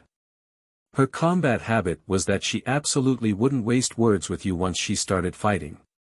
Her fingers moved slightly as she guided several talismans, and more than a dozen high-level attack talismans flew toward the old Taoist's face as if they didn't cost anything. At the same time, under Arbor's command, Qingluan turned around and flew toward that eagle-faced beast. She spat out an icy wind and snow rain at the eagle-faced beast's head. On the side, the little monk silently formed several Buddhist seals. At this time, Qingluan and Arbor couldn't care less about him. One flew toward the eagle-faced beast to attack. The other instantly left Qingluan's back, activated the defensive barrier, and rushed to the old Taoist with several large strides in the air. The old Taoist was simply flabbergasted. Didn't this damn lass run away just now? He thought she was scared, but what was going on with her turning around and charging here without any regard for her life? How could she know that Arbor didn't want him to see her put away the heart of the inheritance secret realm and cause unnecessary trouble? That was why she wanted to leave this place and return to the capital as soon as she came out. Moreover, she had promised Emolien to return to the capital within 3 days. Now that 3 days had passed, if she still didn't return, she would definitely be nagged by her family non-stop. She couldn't be bothered with this damn old Taoist, but in the end, she saw that the old Taoist was following behind her like a fly that she couldn't shake off. Her anger rose as well. What? Could it be that she was afraid of this damn old Taoist? Let's fight then. Let's see who would have the last laugh. She really hadn't been afraid of anyone after being reborn for so long. Did he really think that she couldn't kill him? 7 or 8 years ago, he dared to challenge a group of heroes by himself. How could he be afraid of a mere Taoist now? What a joke. What the little monk said was both right and wrong. The combined cultivation of the three of them was indeed inferior to the old Taoist and the eagle-faced beast. But could it be that this was all she could bring out? Other than her cultivation, she also had all kinds of divine weapons and spiritual treasures. Her actual combat ability really couldn't be judged by her cultivation level. Arbor had already jumped in front of the old Taoist priest. Suddenly, he turned a black ring on his hand. They were very close, and the old Taoist priest saw her movements clearly. For some reason, his eyelids twitched. Hee. Arbor let out an almost cold and flat laugh.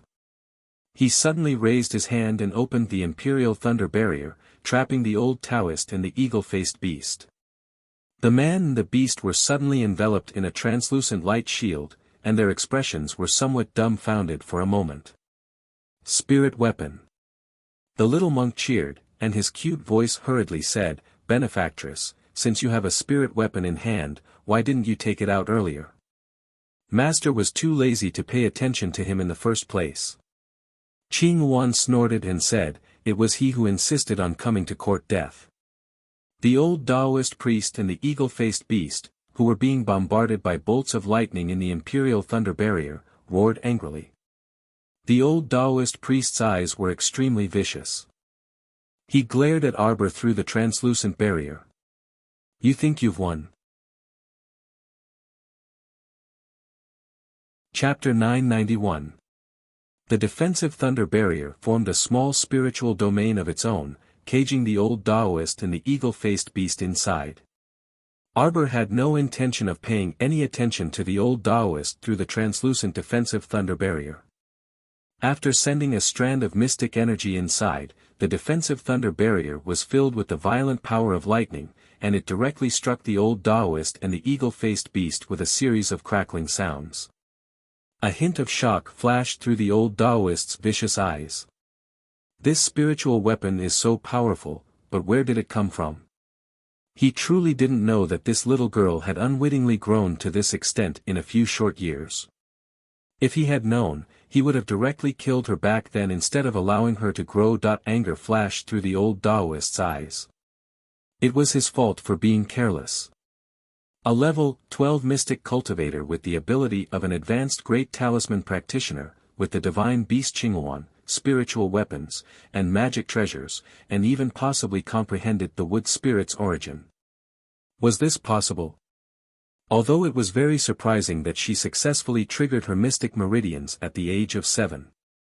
What future could she have in a small place like the lower star domain and in a lousy village like Quoto village that lacked mystic energy?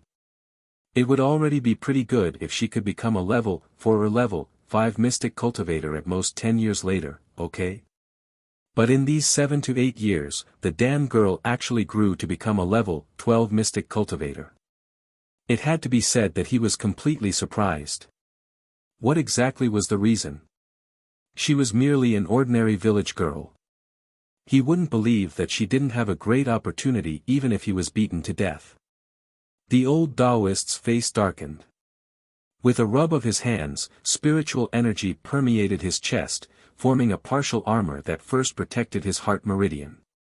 It was evident that the old Taoist was a spiritual cultivator, and partial spiritual energy armor was one of the hallmarks of a spiritual cultivator. However, the old Taoist's current cultivation was suppressed to that of a level 15 mystic cultivator, but it didn't mean that he couldn't use spiritual energy. Arbor felt that this old Taoist's body exuded a trace of wickedness and strangeness. Logically speaking, he was already a spiritual cultivator and had entered the spiritual realm, but he just happened to merge with the power of a demonic beast and become a demonic cultivator. Just like how Commandery Princess Hui and didn't hesitate to merge with the power of a demonic plant and ultimately turned her body into a withered cocoon, the old Taoist in front of him merged with a demonic beast and formed a beast claw on his chest. At this moment, he was using this beast claw to resist the lightning bolts that were bombarding him from all directions. This defensive thunder barrier actually required spiritual energy to activate, but unfortunately, Arbor just happened to be able to use profound energy to activate the defensive thunder barrier. Furthermore, she was now able to skillfully switch between the profound energy in her 3 branch meridians and the main meridians. It could be said that as long as she wasn't beaten up by thousands of people, her profound energy would basically never be interrupted.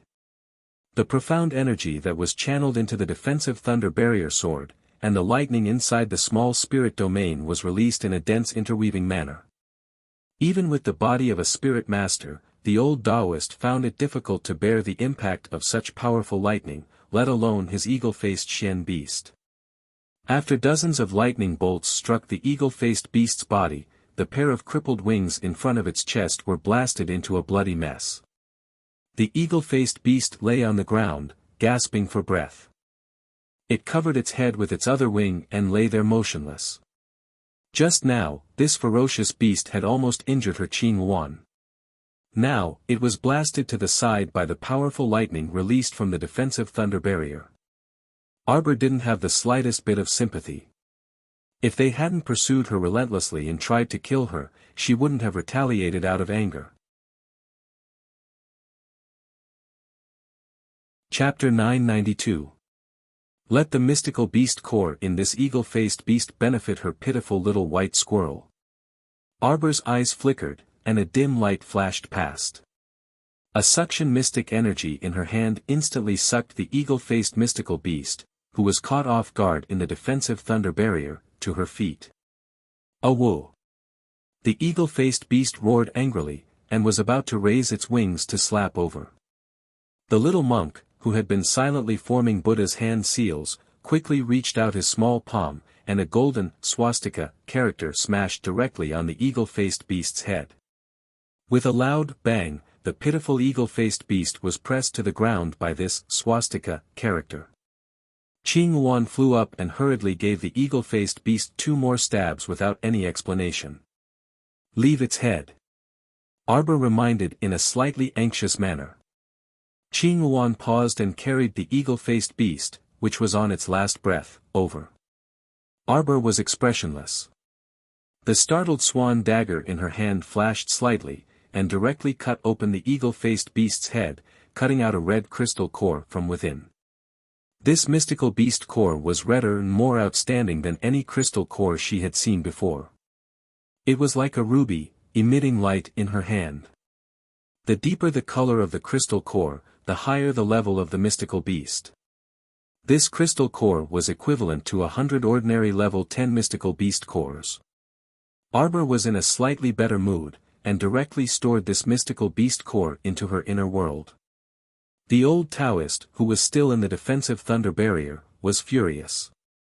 He could only watch as his mystical beast's brain was cut open and its crystal core was taken out. He couldn't break out of the defensive thunder barrier to react. His mystical beast was already completely dead. When a mystical beast died, it was bound to bite its master. This time, the old Taoist was injured. He was anxious, angry, and resentful. A mouthful of old blood instantly spurted out, and his face was as white as a sheet of gold paper. "Ah!" the old Taoist roared angrily. He didn't think that he would encounter such a disaster just because he personally took care of a little village girl. Did he underestimate the enemy, or did the enemy grow too strong? The demonic beast's claws on the old Taoist's chest desperately scratched the translucent barrier, trying to tear open the defensive thunder barrier to let it out. Unexpectedly, Arbor poured another burst of profound energy into the defensive thunder barrier. At this moment, she had already transferred the profound energy from the 3 branch meridians and directly poured it in. In an instant, the entire small spirit domain was filled with the light of thunder and lightning, leaving no room for anyone to fight back. The crisscrossing lightning in the domain formed the shape of a well and cut straight toward the old Taoist. It was really a cut. The old Taoist priest watched as a piece of bone and flesh on his shoulder was completely cut off by the lightning.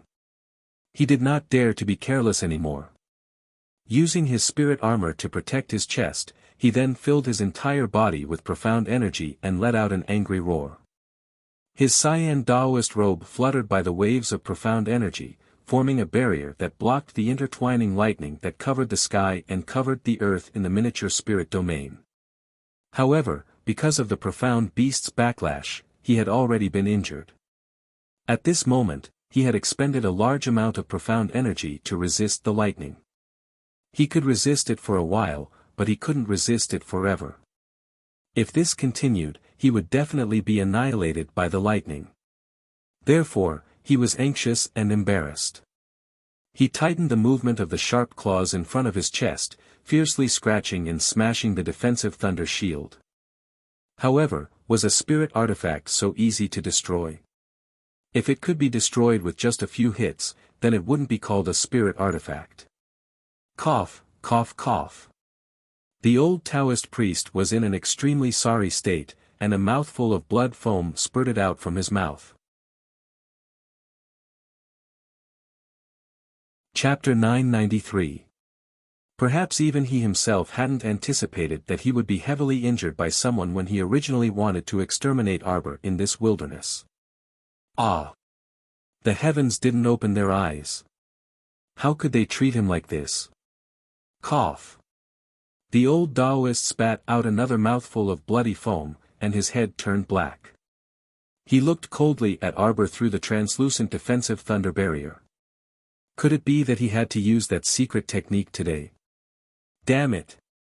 If he didn't handle it well, he would be obliterated by the heavenly Tao. Cough, cough, cough. The old Taoist flipped his left hand and took out a white jade bottle from his inner world. He poured out 2 or 3 pills and stuffed them into his mouth without even looking. Arbor's gaze abruptly landed on the white jade bottle in the old Taoist's hand. A sinister chill flitted across her originally tranquil little stoic face. When she looked at the old Taoist again, her placid eyes were suffused with an ice-cold ruthlessness from the depths of hell. At this time, the old Taoist had already been cut by the defensive thunder barrier to the point that there wasn't any flesh left unscathed. Apart from his chest, which was well protected, the rest of his limbs and body had been cut quite tragically by the lightning. His entire body was covered in wounds, his hair was disheveled, and his green Taoist robe was soaked red with blood. Arbor's fingers moved, and the translucent defensive thunder barrier was instantly undone by her.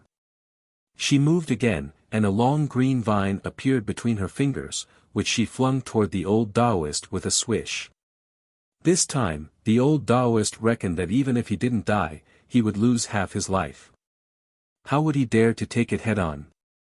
He directly rolled on the ground and dodged this vine whip attack. Arbor's fingers moved slightly, and several dozen immobilization talismans directly split open in the air and stuck to the old Taoist. Now that the old Taoist was heavily injured, the immobilization talismans would definitely obstruct him if they landed on him. Even if they couldn't immobilize him, they could delay his movements for a moment. That would be enough. Priest Dayut destroyed several immobilization talismans in exasperation, only to feel his body uncontrollably pause twice. And just as he was flustered, 2 whips of vines were viciously whipped. His back was whipped by 2 vine whips at the same time, causing his entire body to tremble in pain. He grimaced in pain, and his eyebrows were knitted together. At this time, Arbor stepped down step by step from the air, a vine whip in each hand. He swung it very flexibly, attacking with both hands at the same time. The old Taoist priest looked at the little girl in front of him. His brows were tightly knitted together, and his pupils constricted. The wood spirit energy on the vine whip was so dense that even he couldn't tell what level of wood spirit origin it was. It should not be lower than the 6th level of the wood spirit. Thinking of this, the old Taoist's forehead was covered in cold sweat. He couldn't hesitate any longer. He lowered his head in silence. A few seconds later, he raised his head again. His eyes were covered with a layer of green light, and his aura changed instantly. Be careful. He has advanced. The small monk shouted. Arbor secretly opened his spiritual eye and instantly saw that the profound energy in the thief's body was increasing rapidly. His entire profound veins instantly turned into red spirit veins, and then a wisp of fiery red spirit energy could be seen flowing happily inside. The basic red was naturally one of the 5 spirits, the fire spirit. As expected, a streak of fire swept out of the old Taoist priest's hand in the next instant, pouncing straight at the vine whip in Arbor's hand. Once the green vines were touched by the fire, they suddenly burst into flames and burned fiercely. Arbor snorted. At the same time that he threw the vine whip in his hand, he raised his hand slightly. Then, 7 to 8 green vines drilled out from all directions and shot towards the thief. Chapter 994. With a shout, the Taoist abruptly flung off his cumbersome, tattered green robe. His hands directly grabbed 2 balls of fire as he charged at Xiao Mu. Arbor didn't even look at him. She raised her hands again and dozens of green vines wrapped around the old Taoist's hands and feet. A small stream of water appeared in Arbor's hands and turned into a shimmering ice sword. She rushed forward and slashed the ice sword at the old Taoist. Hee hee. Little ant, you dare to show off in front of this old man. The old Taoist shouted and the fire spirit in his hands expanded. It turned into 2 fire sparrows and flew toward Arbor's small body. The little monk flicked his finger and threw out 2 flames to block the fire sparrows. However, the flames were swallowed by the fire sparrows released by the old Taoist. The little monk's cute little face turned pale. Qing Yuan hurriedly picked him up and put him to the side. Don't move, she told him and turned into a big bird. She flapped her wings and flew toward her master. Don't come over. Xiao Mu's eyelids twitched, and she had already leaped into the air. After a floating flash, her figure had already disappeared from her original spot. The fire sparrows pounced on empty air. They turned around aggressively and rushed toward the old Taoist. The old Taoist priest was shocked. He suddenly turned his head and a fist landed on his face with a bang. The little hand with the Vajra talisman attached to it made the old Taoist feel very good. The figure that retreated was swallowed by the fire sparrows. However, the fire sparrows were created by the old Taoist. At the critical moment, he dispersed the fire spirit energy and the fire sparrows disappeared. Priest Dayu wasn't injured by the fire sparrows, but he fell from the sky and landed heavily on the ground. At the same time, countless twisting vines darted over and quickly wrapped the Taoist into a cocoon. His face. His face hurt too much.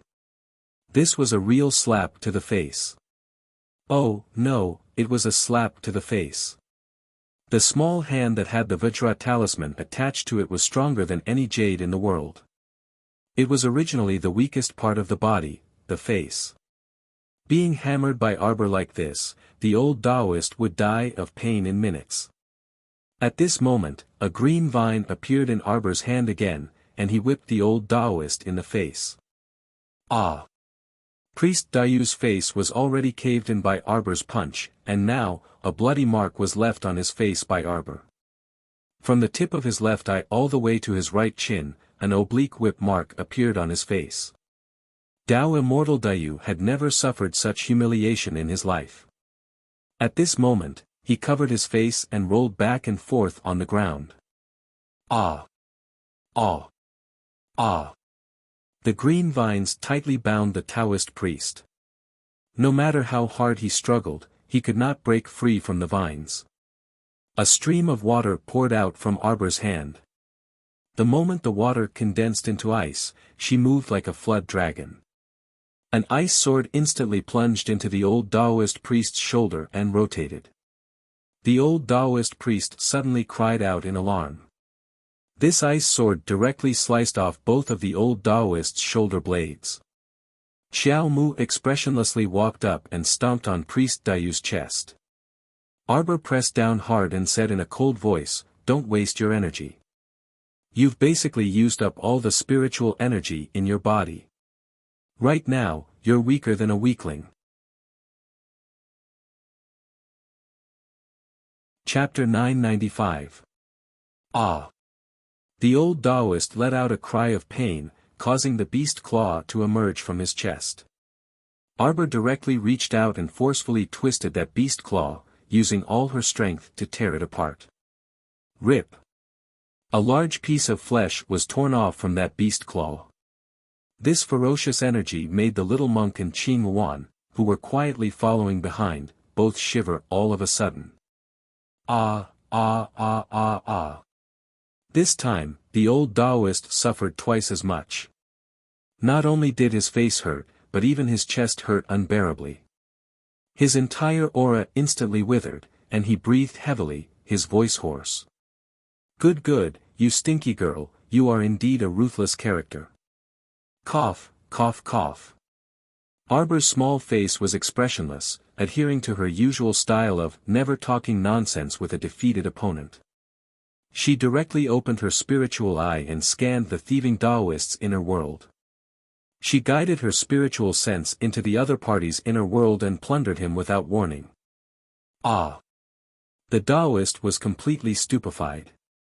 He only felt waves of stabbing pain in his conscience, his head swollen and dizzy, as if he was going to faint in the next second. Compared to the inner world of the Pei family's second madam before she plundered, this thieving Taoist was already a spiritual master, and his conscience naturally couldn't be compared to second Madame Pei's. Arbor could be considered to have spent a lot of effort. Her spiritual sense endlessly seeped in, and a faint trace of sweat also seeped out of her forehead. Suddenly, she flipped her palm. Crackling like rain, the door to the old Taoist's inner world was forcefully plundered open by her. The items in the inner world were all overturned, and all at once, they all poured out. Seeing this, the little monk couldn't help but shiver, and exchanged glances with Qing Yuan at the side. So scary. Ah! The old Taoist's aura became more and more dispirited, and his entire person blankly rolled his eyes, lying on the ground dripping with stinky sweat. It was as if he was fished out of a river, as if there was a flood, and his entire body was soaked in blood and sweat. Arbor ignored the other items in his inner world. She didn't bother to look at those precious treasures or magnetite precious ores. Her gaze fell on a few of the white jade porcelain bottles. With a suction force, one of the porcelain bottles jumped into her palm. She held it in her hand, her gaze lightly caressing the white jade porcelain vase. His cold gaze landed on the old Taoist, and his voice was icy cold. "You're that wandering Taoist. You're the traveling Taoist who gave Wen Rowan the meridian pill." As soon as he finished speaking, the old Taoist shuddered. For a moment, he could not restrain his emotions. A look of surprise appeared in his old eyes, and it was all seen by Arbor. This was a tacit agreement. "Why did you do this?" Although Xiao Mu appeared unperturbed on the surface, her heart was actually in turmoil. "Why?" She repeated again, a trace of cold anger floating under her flat voice. "Pa!" A heavy slap landed on the Taoist's face from a distance. Xiao Mu raised her voice slightly and reprimanded coldly, "Are you deaf?" Cough, cough, cough. Priest Dayu sneered, and his body trembled on the ground. He swept a disdainful glance at Arbor. "Do I have to answer just because you asked? Will you let me go if I answer?" Dictum talismans. Arbor never liked to talk nonsense with people. She directly threw out 3 dictum talismans, and with a flick of her sleeve, "There's one more. Don't wait for me." Chapter 996. The dictum talismans flew past like 3 streaks of light and landed on Taoist Dayu's body. A dictum talisman could make someone with a lower cultivation than her obediently speak the truth. Taoist Dayu's cultivation was above hers, but she had crippled him and nearly crushed his conscience.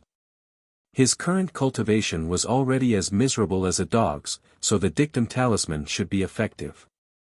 However, seeing that his previous cultivation was already in the spiritual realm, she generously threw 3 dictum talismans at him. One of them should work, right?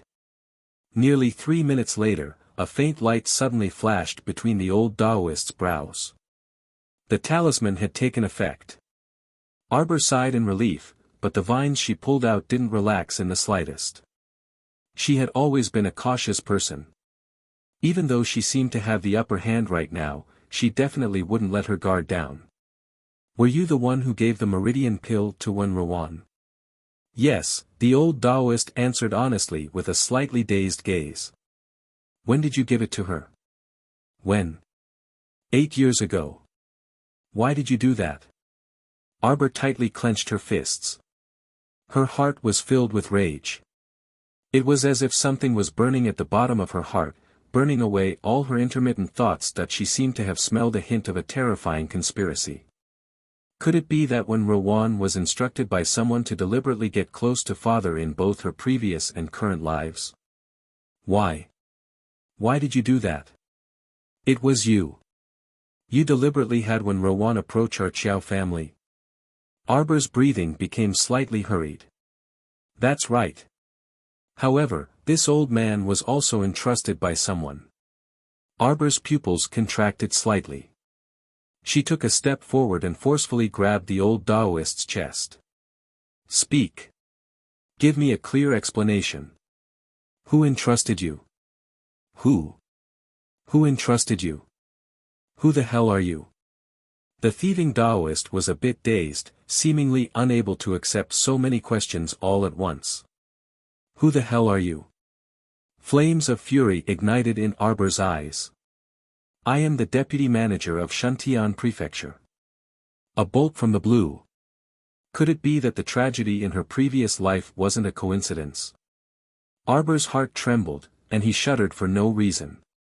Could it be that all her tragedies in her previous life, the tragedy of her family, were all controlled by someone else from afar? However, the trajectory of this life had been forcefully reversed by her. Because when Rowan had died many years ago, it was impossible for her to harm their family. As such, Daoist Dayu could not wait any longer and wanted to personally deal with her. But why?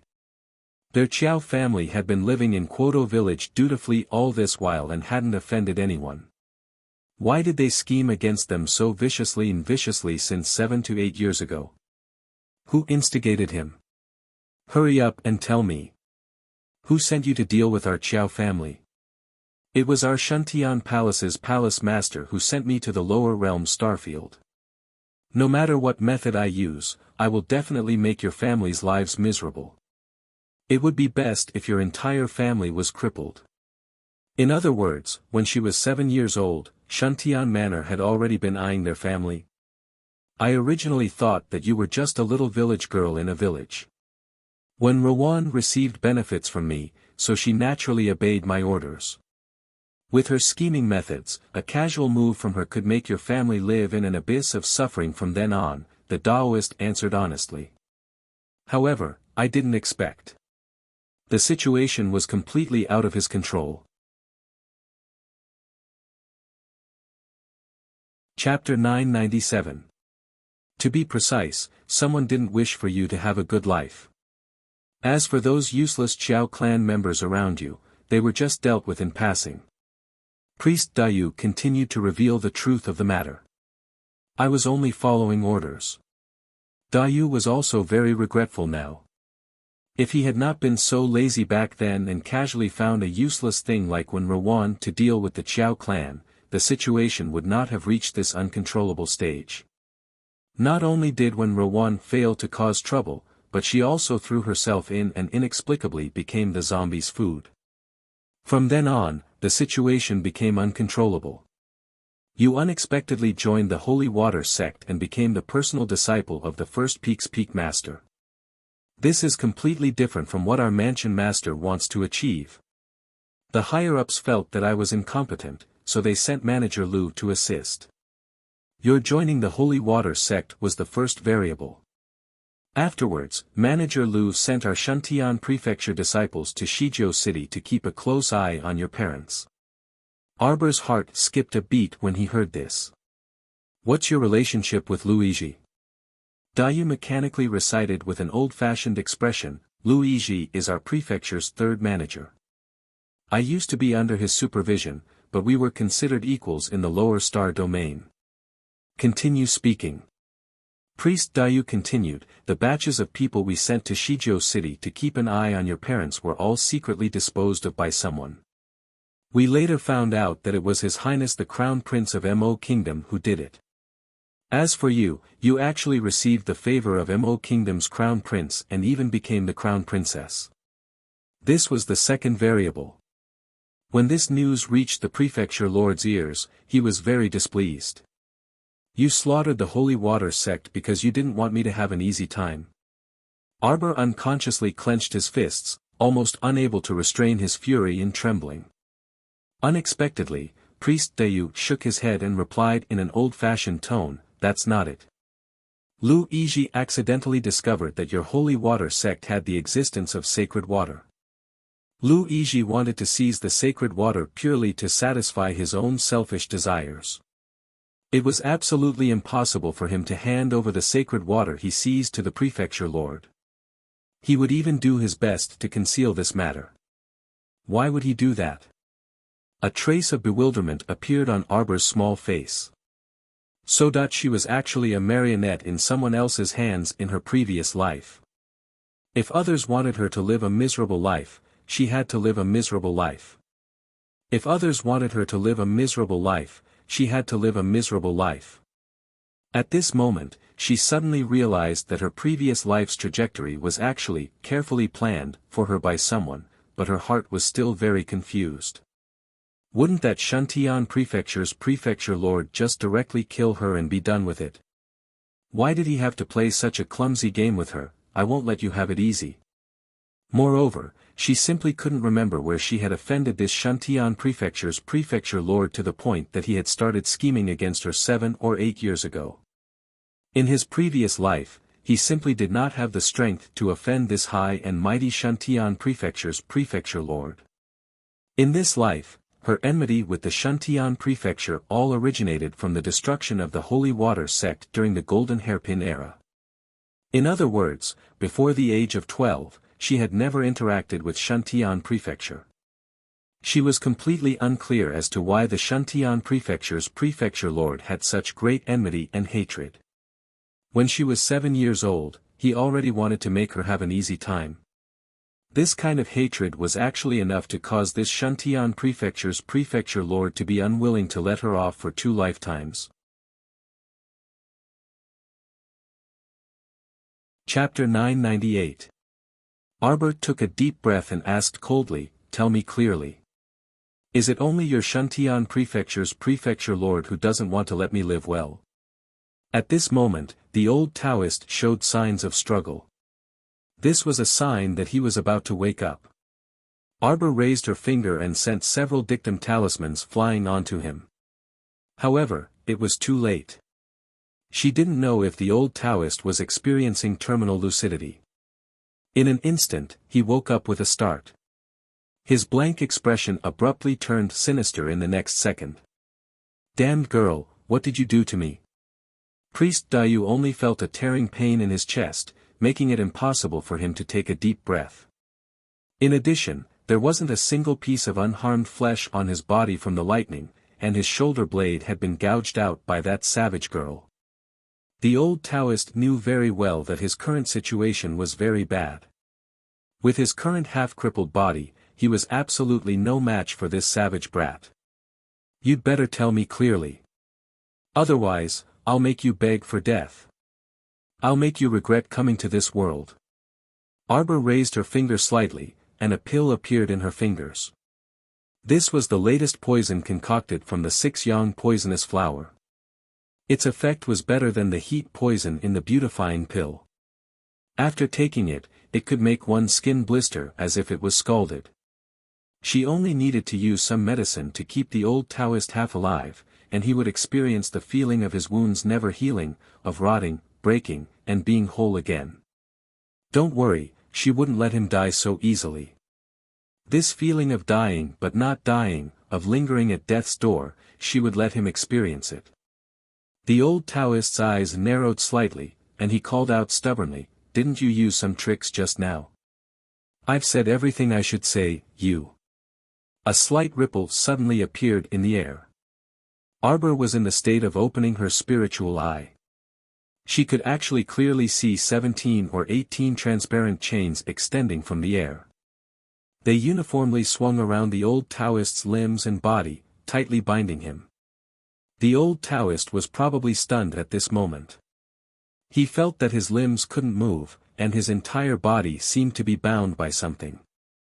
A flash of inspiration appeared in his mind. He immediately thought of something, and his expression changed in a flash. He looked at Xiao Mu in horror and harshly shouted at her, "Hurry, hurry. Help me. Help me. You're a great talisman master, so you must have some talisman that can undo the binding. Quick, hit me. Help me." "Ah." Arbor stared at him indifferently as if he was looking at an idiot. "Tell me clearly, who doesn't want me to live a good life? Is it really the Shuntian prefecture's prefecture lord?" How could the old Taoist have the time to answer her question at this time? He screamed like a ghost as he struggled against the invisible chains.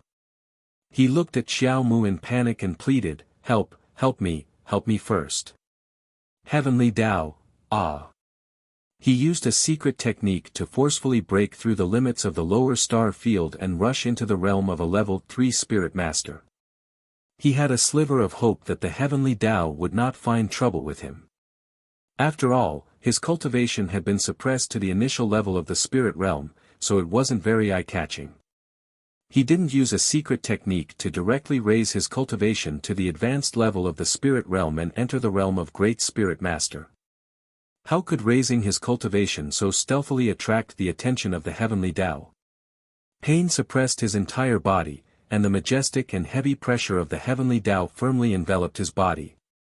"I'll tell you the truth, why save me, save me." Chapter 999. Arbor saw that he was pressed to the ground by an invisible force, and he was wretchedly crawling on the ground with his 4 limbs. She couldn't help but sneer. Forget it. I don't think you have anything else to tell me. As for what I want to ask, when I find your prefecture lord in the future, I'll naturally be able to ask him clearly, right?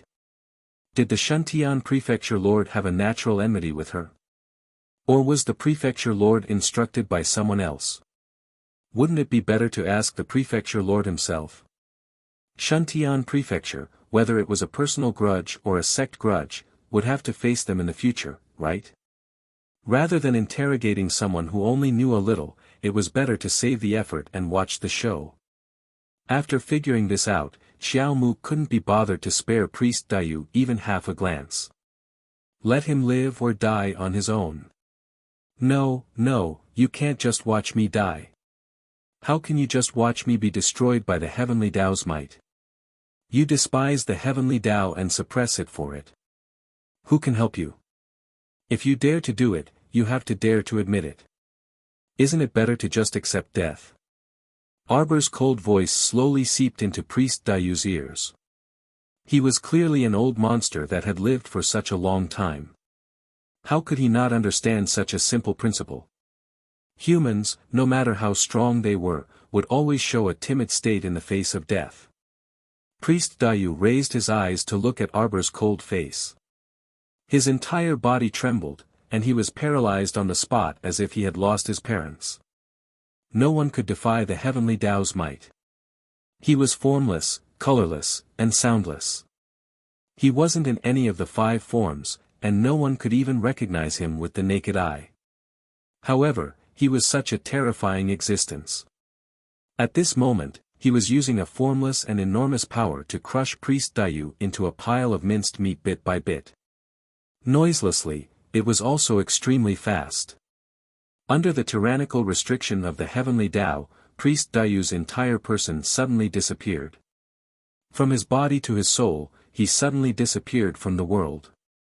This was the heavenly Tao's might. It could destroy you in a matter of minutes without leaving a single bone behind. Arbor shook his head, speechless. Priest Dayu was probably the kind of person who wouldn't seek death if he didn't seek it. If it wasn't for him pursuing her relentlessly earlier, she wouldn't have turned around to counterattack, and she wouldn't have forced him to utilize a secret technique to advance his cultivation and infuriate the Heaven Tao. Serves you right. At this moment, Xiao Mu was actually rejoicing in her misfortune. There was a large pile of inner world items on the ground. The old Taoist had quite a lot of private goods. There were precious treasures, magnetite pills, and even some oddly shaped forging materials. Arbor was an honest child.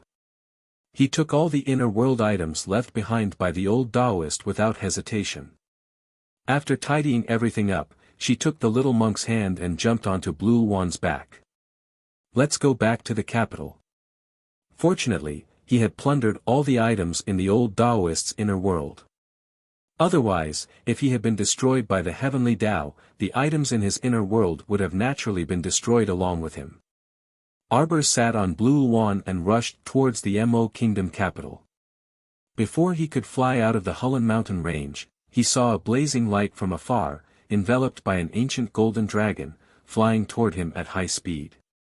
Presumably, the Crown Prince couldn't restrain himself after seeing that the 3-day agreement had passed and ran over to find her. Arbor urged Blue Wan to fly over quickly. When green and red converged in the sky, Arbor suddenly jumped up and pounced straight at Mo Lien on the dragon's back. Chapter 1000. Mo Lien reached out and firmly caught her small body that was pouncing over, his figure as immovable as a mountain. The man's light breath drifted over her face. Without waiting for her to speak, he lowered his head and bit her little mouth. Their lips and teeth rubbed against each other as he aggressively pressed down on her repeatedly. It was like he was rushing to be bitten. Arbor was dumbfounded. She instinctively reached out to press against his chest and tilted her little head back slightly. Mo Lien didn't let go of her waist. Instead, he leaned forward with the momentum, practically crushing this little one's waist. This action was actually quite difficult. Moreover, the two of them were in the air and could only hear the whistling of the wind. They didn't even have a protective shield. However, Mo Lian's figure was still standing steadily, not affected in the slightest. Arbor protested in a muffled voice. She used all her strength to finally separate from him and sealed his lips with her little hand. Mo Lian, listen to me. I'm listening. Mo Lian pulled down her little hand and looked at her deeply. Arbor was suddenly speechless. What do you think? Cough cough. Strange. After being interrupted by him just now, she didn't even know what she wanted to say to him. Why aren't you saying anything? Prince Mo reached out and caressed her little face. He looked so gentle, but Arbor inexplicably felt that the person in front of her was unhappy. Why was he unhappy? She had already said goodbye before leaving. Oh right, I left you a letter. Did you see it? Arbor suddenly reached out and hugged his waist. She buried her face in his chest and rubbed against him. This trip back to Hulun Mountain was actually to find Teacher's mystic realm of inheritance. This trip was quite successful. You've been quite busy these few days, so I thought that I could make a trip alone. Those few words count as a letter for me. Mo Lian raised his eyebrows and looked at her with a half-smile. Arbor rubbed his nose awkwardly. She had only written a letter to explain the situation. Besides, she didn't know how to write a long letter.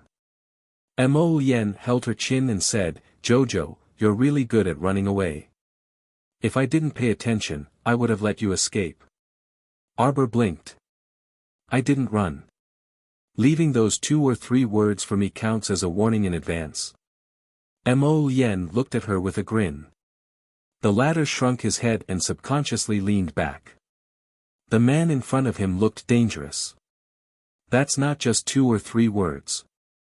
That letter was clearly around 20 words in total, right? Xiao Mu muttered softly. Mo Lian remained silent. She lowered her head and looked at her. Let's go back to the Eastern Palace. When night fell, Qiao Zhongbang and his wife received a message from the Crown Prince. The Crown Princess had been found and would be staying the night in the Eastern Palace. At this moment, the little fellow was sitting in his arms. She grimaced as she held a brush and stared at the dozens of pieces of white paper spread out in front of her. Crown Prince Emil personally grasped her small hand that was holding the brush, teaching her stroke by stroke how to write the so-called leave a letter. First of all, she had to change the way she addressed him. She had to call him husband, or dearest husband, or Lian. She couldn't call him by his full name. Xiao Mu felt so bitter. This crown prince, didn't he have a lot of work to do? Why did he have the leisure to hold her and teach her a letter for half a day? Can you write now? The crown prince tilted his head and looked at the little one in his arms with a smile. Chapter 1001. Nodding, Xiao Mu quickly picked up her brush and wrote a voluminous and emotional letter to him. Crown Prince Mo carefully perused it for several minutes before folding the letter in satisfaction and putting it away close to his body. He lowered his head and smiled at her. His eyes were so gentle that they seemed to melt into spring water. Jojo. Arbor's little body trembled for no reason. Next time, will you just throw a letter to me and run away? Xiao Mu very honestly shook her head vigorously. I won't. I knew my Jojo was the most obedient. Mo Lian pinched her little face and carried her to the bed. I was just thinking that you've been very busy recently, so I didn't want to cause you any trouble. Arbor mumbled softly. Besides, I'm very familiar with Hulun Mountain. Jojo, you still don't understand my heart. Don't you understand? Prince Mo placed her on the bed and looked at her seriously. No matter how busy I am, your matters are more important than anything else. Arbor's eyes lit up and she reached out to hug him. I understand. Even if I have something to do in the future, I'll tell you personally, okay? Mo Lien lowered his head to look at her small face. He only felt that this little one looked very delicious under the dim yellow light. The light in his eyes deepened. Prince Mo sat on the bed and sighed. Although you've only been away for 4 days, I still miss you. When he thought about how the little fellow was going to enter the secret forest realm again, and the crucial point was that she still needed a month's time, Mo Lien's heart was filled with all sorts of unpleasant feelings. I miss you too, Arbor said casually.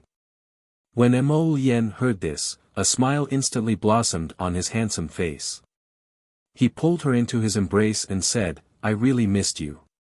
You little heartless one, you were merely coaxing me in passing. Don't think that I don't know. Is there anything you want to tell me?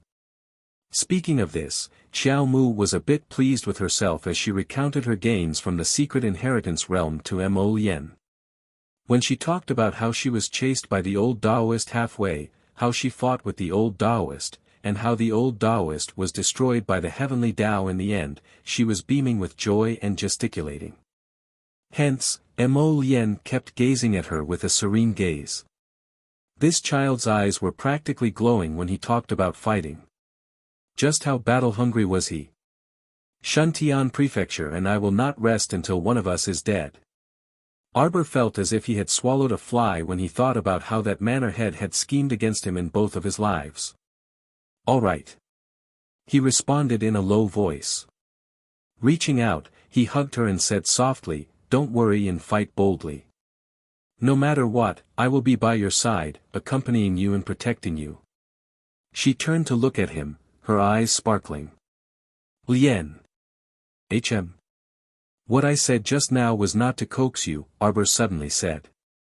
Mo Lien was slightly startled, but after pondering for a moment, his pair of phoenix eyes blossomed with a resplendent light as he gazed at her tenderly. Lowering his head, he pressed his lips against hers, lightly planting a kiss on her soft, small mouth. With just a light touch, he felt his body going limp. He involuntarily drew in his arms and rubbed the little fellow's soft body. Just now, when the little thing said, I miss you too, to him, it was said very seriously. It was not just to coax him. Chapter 1002. In a remote corner of Chonghua Palace. Ah, ah. Screams continuously rang out from a side room. Fortunately, this place was extremely remote. Usually, even birds would be too lazy to fly by here, so no matter how much Xingru screamed, no one would come to pay attention to her. Mammy Su worriedly looked at Xingru, who was rolling back and forth on the ground in unbearable pain. She wiped the tears from the corners of her eyes, her heart unable to bear it. Mama, Mama, what's going on? My face, my... Ah! Xingru threw herself in front of the dusty bronze mirror and saw her own rotting and swollen face.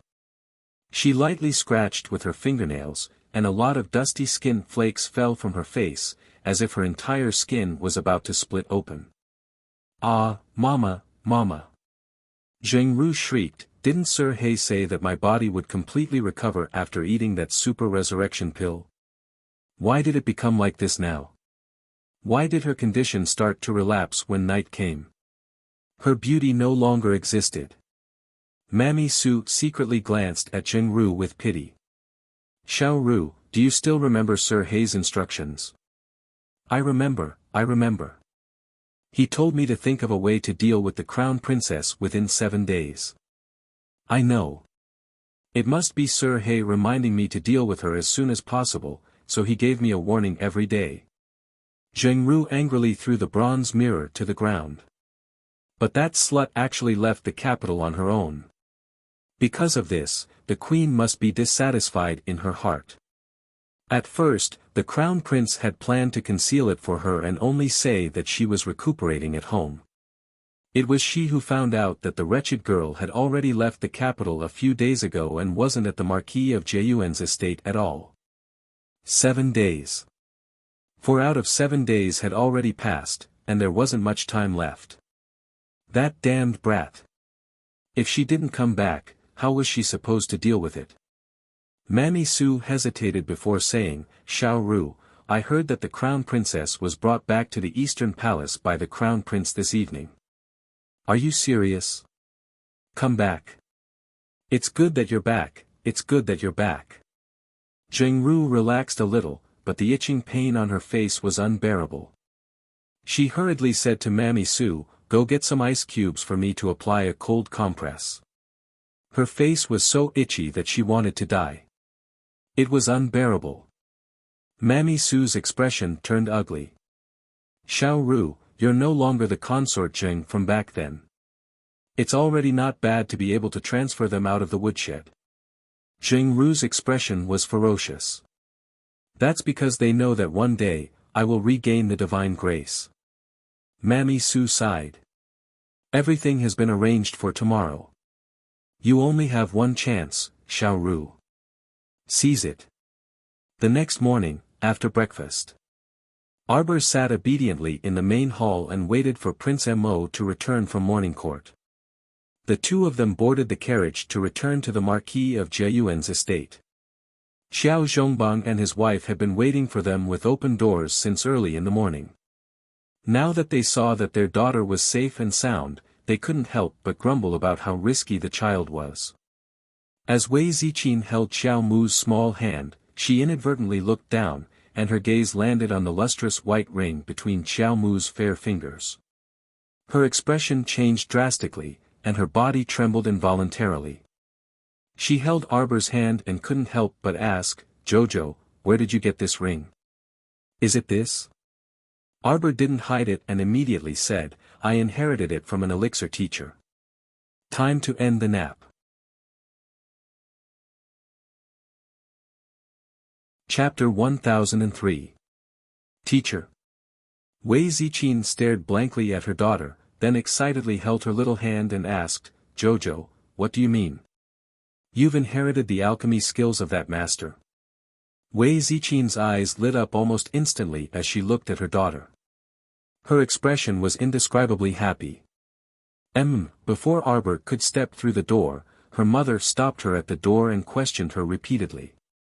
Mother, what's wrong? Every time she mentioned alchemy, her mother would get excited for no reason. Just like last time, when her mother accidentally found out that she was an alchemy master, her mother actually solemnly ran to tell her father about it. The couple really did open the ancestral hall to pay respects to their ancestors. It was too exaggerated. Wasn't it just becoming an alchemy master?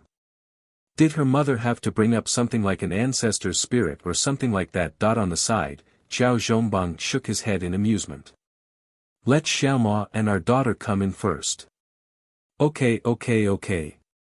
Wei Ziqin held Arbor's hand and stepped over the threshold together.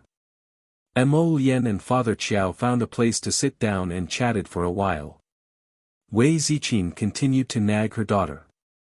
When she found out that her daughter had gone to that alchemy master's mystic realm of inheritance, Wei Ziqin's eyes flashed and she asked anxiously, that alchemy master, you saw him with your own eyes? Arbor felt that her mother was acting a little strange and couldn't help but ask curiously, Mother, do you know him? Wei Ziqin suddenly felt that her expression was a little exaggerated and hurriedly covered it up with a smile.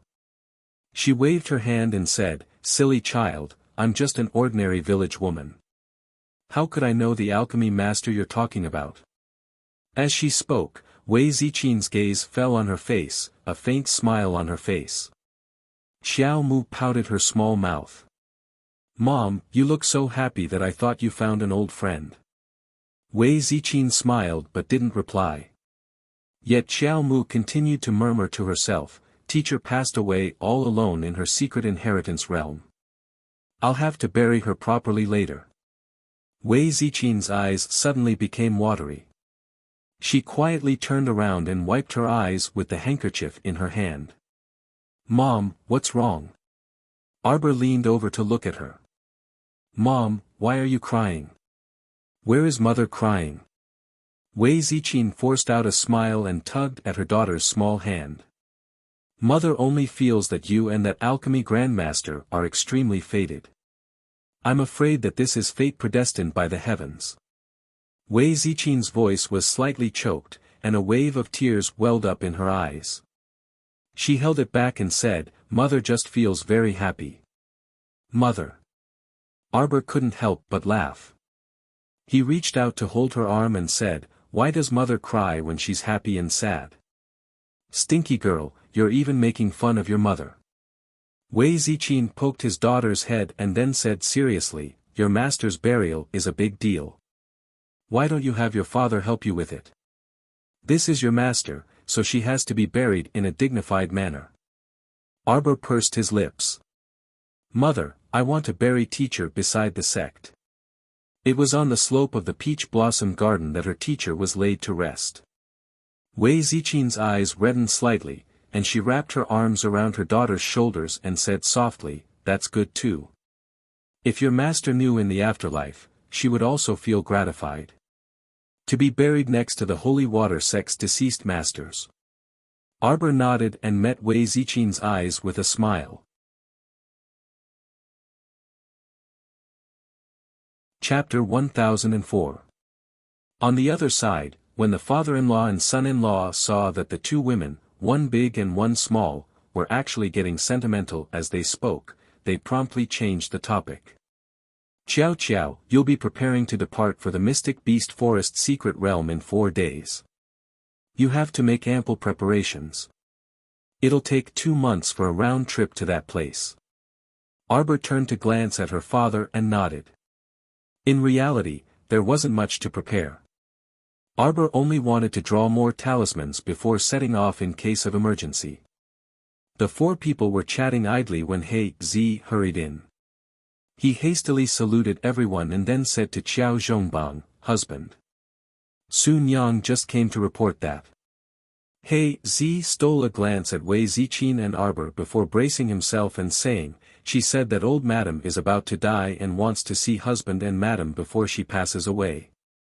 Qiao Zhongbang abruptly stood up and then heaved a long sigh.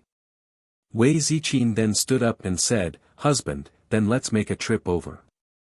Regardless of how old madam acted, as her son and daughter-in-law, going over to see her before she passed away could be considered fulfilling their filial duty. Arbor actually knew that her father had previously gone to beg the crown prince for his grace, allowing old madam to remain in the Mo kingdom capital. The rest of the Qiao clan, as well as Su Jiao's family of 3, had all been exiled to the northwestern desert. There was probably no possibility of them returning in this lifetime. Arbor also knew that her father had settled old madam in a small residence on Hualing Street, but she didn't say anything.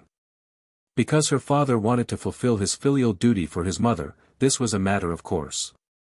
As a daughter, what could she say? Her father had been this simple, honest, and even somewhat stupidly filial person in both lifetimes. Perhaps this was precisely what Madame Mei Wei admired about him. Arbor already didn't want to comment on whether old madam was good or bad. Arbor also didn't want to meddle in her affairs anymore. After sending his parents out, Arbor had nothing to do. When he turned around, Mo Lien grabbed his little hand. "Not happy?" Mo Lien's eyes moved, and he reached out and gently pinched her little face. "You don't have any expression. When have you ever seen me with an extra expression?" Arbor didn't want to pay any attention to him. He put his little paws behind his back and walked towards his Nanju garden. "Yeah, Jojo smiles when he's happy. When she's unhappy, she'll pull a long face." Arbor, humph. Mo Lien chuckled. She held her little hand and walked with her on the path covered with soft leaves. "I remember when you were young, you weren't cute at all. Not only is he expressionless all the time, he also doesn't say anything and makes me guess. It's a good thing this prince is smart. With just one look from you, I immediately understood." I understood it so well." Arbor turned her little head to glare at him. Then she said unhappily, "I went to see old madam." She quietly went to see her without alerting anyone. At that time, she knew that old madam wouldn't live for long. She was just a normal person. Following third uncle's family, she didn't eat or sleep well for a long time. Her body's organs had deteriorated beyond recognition in a short period of time. Even after her father brought her to the residence on Hualing Street, no matter how much she nourished her body or how much she called a doctor, it was useless. Unless she was given a life-continuing pill, which could extend her life for at least 3 years. The life-continuing pill that her teacher made was a top-grade black-veined pill. Chapter 1005. This pill was meant for people who were about to die. It was not like the longevity pill, which was used to warm and nourish the body. The effects of the pill were mild and could be used slowly. This life-extending pill was like a needle that stimulated the heart meridian. It could immediately extend a person's life for 3 to 5 years, but that was all it could do. When the life extension period was over, even Daluo immortals could not save the old lady. Also, if she were to do it, she could carefully give the old lady acupuncture for a period of time and then use the longevity pill mixed with various other medicines to nurse her body back to health. It was not impossible to save the old lady. At least, it could definitely extend her life. But she wanted to. Isn't my heart especially ruthless? I'm a tiger and a wolf.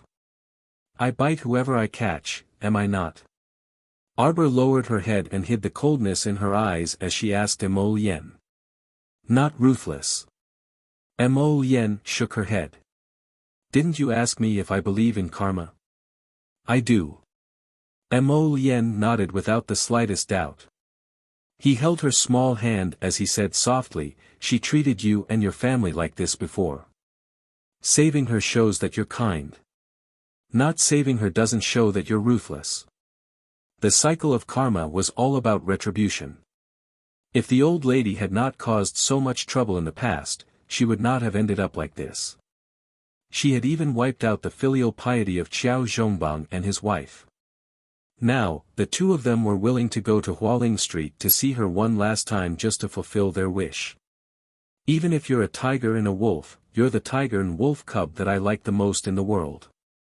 Mo Lien suddenly reached out and lifted the little one up. Arbor was caught off guard. She hurriedly wrapped her arms around his neck and glared at him with puffed cheeks. Put me down. Mo Lien shook his head and said seriously, I'm not putting you down. What do you want to eat tonight? I'll cook for you. Arbor snorted. Braised eel, braised catfish, vinegar fish slices, spiced mutton, braised sirloin, braised prawns with 3 delicacies and 8 treasures. Xiao Mu recited a long list of dishes, and Mo Lien nodded his head repeatedly. Afterwards, he couldn't resist asking, why are they all meat dishes? What is Kong Kong eating? Make him some vegetable soup. Go with a bowl of white rice. Mo Lien giggled. Suddenly, a voice of protest sounded, benefactress. My meal is too crude. Arbor's mood improved slightly. He reached out and punched Mo Lien. Put me down. No. Mo Lien carried her all the way to Nanju Garden. What soup are you drinking? On the other hand, Qiao Zhongbang and his wife arrived at a house on Hualing Street. Sun Yang came out to greet them. Madam, old madam wants to talk to you alone. Wei Ziqin nodded mildly and followed Sun Yang into a small room in the south. The old lady was lying on the bed. 2 pillows were under her head. When she saw Gu Nianji walk in, she perked up slightly. Where's Arbor? Where's that wretched girl Arbor? The old lady wailed. I'm about to die. How can she bear not to see me? Wei Ziqin held her breath and clenched her fists. Jojo is cultivating in seclusion. Old madam, if you have anything to say, please speak. Old Madam Fu coughed heavily a few times and pointed at Wei Ziqin. You, all of you, are very good. Things had already come to this, but the old lady still did not like them.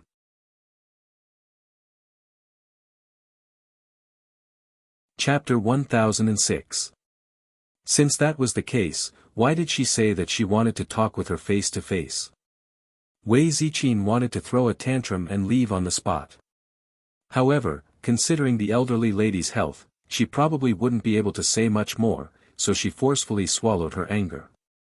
She stepped forward and bowed to the old madam before saying indifferently, "Old madam, just say what you want to say. This daughter-in-law still has many things to do at home."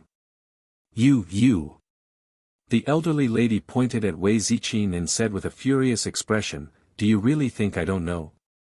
Arbor, she isn't my biological granddaughter at all." Wei Ziqin abruptly raised her head and stared wide-eyed at the thin elderly lady on the bed. "You're such an unruly woman. I don't know what method you used to bewitch my son. My son originally had a great future. He was recognized by the main family at a young age and even entered the Daybreak sect. If he wasn't assassinated later on, he wouldn't have returned to the village and married a lowly woman like you. You're merely a servant girl who serves others." The elderly lady pounded the bed and angrily said, "You even deceived our Zhongbang and cuckolded Zhongbang. I don't know where you got this bastard from." "You shut up!" Wei Ziqin shouted angrily. How could this small courtyard be soundproof? Everyone outside could hear her clearly. Fortunately, there was only one Sun Yang standing in this small courtyard. At this time, she had already retreated outside with a shocked expression. Xiao Zhongbang hastily pushed open the door and entered. "Ziqin, what's wrong? Mother, what are you two doing?" He hastily closed the door behind him and ran to his wife's side. Looking at the elderly lady's trembling body, he said with a long sigh, "Mother, what are you saying? Ziqin has been filial to you for so many years. Don't tell me you still can't see clearly what kind of daughter-in-law she is. Your actions not only chilled Ziqin's heart, but also our son's heart. Zhongbang, you're the one who doesn't see clearly." The elderly lady pounded the bed and cried herself hoarse. "For a bastard, you drove your own younger brother and nephew to a place like the northwestern desert. Do you still have a conscience? Mother. Zhongheng and his wife abused you until you're emaciated and on the verge of death, but you still think they're good. No matter what we husband and wife do, you think we're bad, isn't it?" Xiao Zhongbang asked in a low voice. "I don't care. Xiaolong is my grandson, I don't care what method you use, whether it's begging or kneeling, you have to get His Highness the Crown Prince to let our Xiaolong come back." The elderly lady to Zhongheng and Zhongheng to Zhongheng's to Zhongbang to Zhongbang to still make her to Zonto Zhongheng. Moreover, how could Xiao Mu, that bastard, be worthy of becoming the Crown Prince consort? Mother to mother to mother to mother to mother to Zha. Mother. Son to mother. Wei Ziqin's face was also flushed red. Her eyes were filled with tears as she clenched her fists. You too. You unfilial son and daughter-in-law." The elderly lady spat out a mouthful of blood. She pointed at Xiao Zhongbang and cursed, "You muddle-headed worm. Your wife secretly gave birth to a daughter long ago behind your back. If you don't want people to know, then don't do it in the first place. Arbor isn't your biological daughter at all." "I know." Xiao Zhongbang's furious shout instantly silenced all of elderly Lady Qiao's words. The elderly lady's face was filled with disbelief, as if she couldn't understand his actions at all.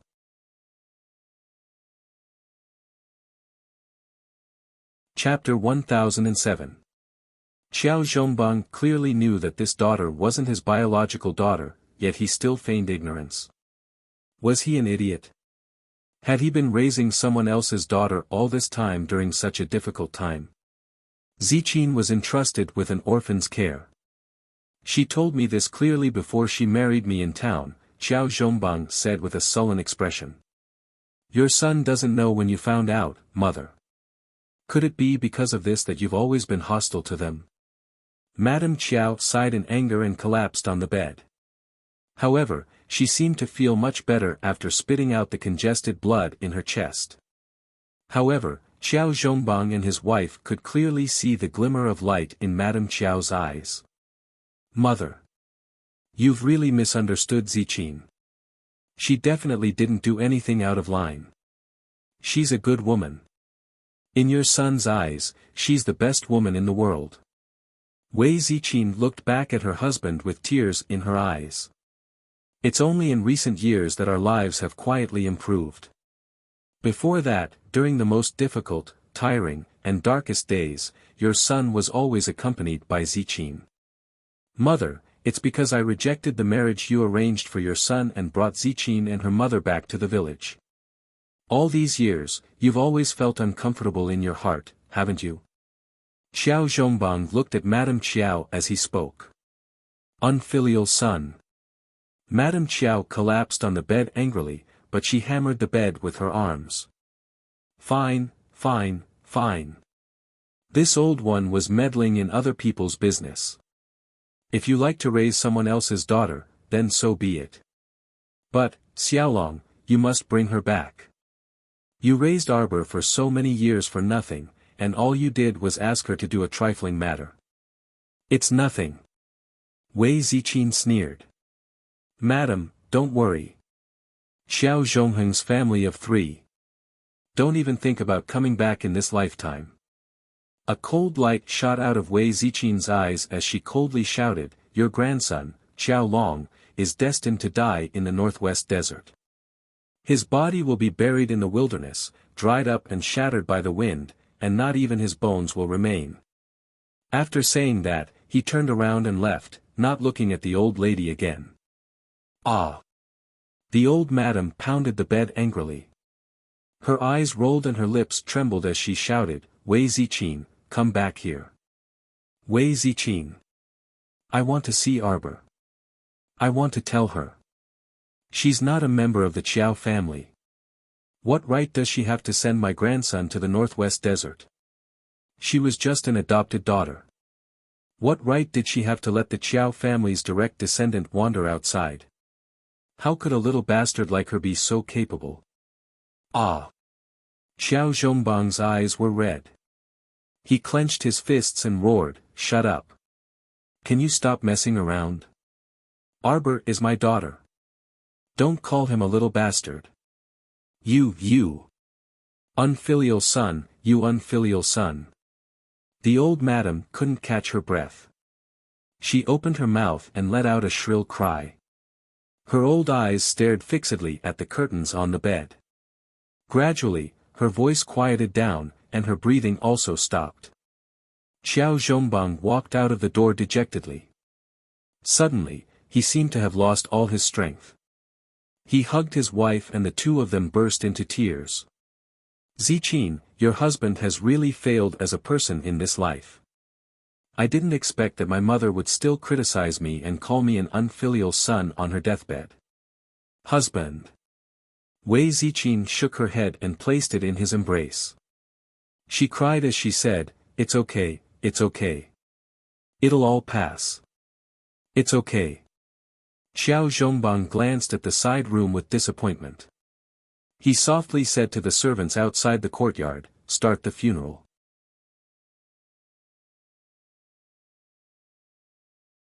Chapter 1008. Father and second uncle had personally taken care of the matriarch's cremation and funeral. Arbor didn't pay much attention to it, and Xiao Zhongbang and his wife had also ordered that the matter of what had happened in the courtyard on Hualing Street that day be sealed. Thus, Arbor didn't know that the matriarch had caused a ruckus before she passed away. She was only following etiquette and fulfilling the filial piety of an eldest granddaughter for outsiders to see. To put it bluntly, the matriarch's funeral wasn't that big of a deal. Everything was proceeding in an orderly manner. Arbor had been drawing talismans for the past few days when she was free. Today was the day of the matriarch's funeral. Arbor and his siblings, along with their parents and second uncle, had been busy until now. They had just eaten a small meal when someone hurriedly came to report that someone from the palace had come. Arbor didn't even lift her eyelids. She still leaned against the small couch and rested with her eyes closed. I'm tired. Go and reply to her. Just say that I'm in mourning for my grandmother's death. I'm afraid that I'll disturb the nobles if I enter the palace and bring bad luck to them. Yes. Xiao Yao immediately curtsied and then hurried out. The green mammy, who was by the queen's side, was standing outside the door. She had a slightly arrogant expression on her face as she slightly raised her head. What did the crown princess say? Xiao Yao repeated Arbor's words in a manner that was neither servile nor overbearing. The green mammy snorted. That's true. Then this old one will go back and report.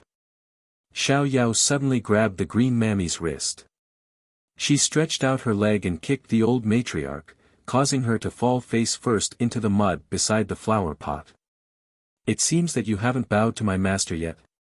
Xiao Yao crossed her arms and glanced coldly at the green mammy from the corner of her eyes. Kowtow 3 times before you leave. So that people won't casually say that the people by Her Majesty the Queen's side are unruly. They don't even know the slightest bit of etiquette when they see the crown princess. It would be a disgrace to Her Highness's name. The green mammy's old face was ashen. She gritted her teeth and knelt down in a huff. She unwillingly kowtowed 3 times to the tightly shut door. The humiliation in her heart spread. There was no need to mention how angry she was. She thought about how she would scold the crown princess in front of the empress when she got back. Xiao Yao approached the old woman, frowned and sneered, "Be careful. The sword in my hand doesn't have eyes. Be careful not to slit your throat." Green Mammy was so scared that she couldn't help but take a step back. "If I find out that you dare to talk nonsense in front of the queen, I won't just make you kowtow and apologize next time." Xiao Yao pulled out the shiny flexible sword from her waist and directly brandished it in front of the Green Mammy to intimidate her. The Green Mammy hurriedly shrank back and smiled apologetically, "Of course not. Miss Xiao Yao, you really know how to joke. Whether I'm joking or not, you know clearly in your heart. My master isn't someone that an old hag like you who likes to cause trouble can afford to offend." Xiao Yao kicked her butt. The old woman opened her mouth to exhale, but she felt a pain in her mouth. A pill slid down her throat. Ah, ugh, cough, cough. The old woman's face turned green with anger. She covered her throat with both hands and turned back to ask in horror, What did you make me eat?" Xiao Yao chuckled and opened her mouth, "Poison. Don't worry. As long as you behave, this poison won't act up for the rest of your life." Xiao Yao sent the old woman out with a smile and then returned to Arbor's side.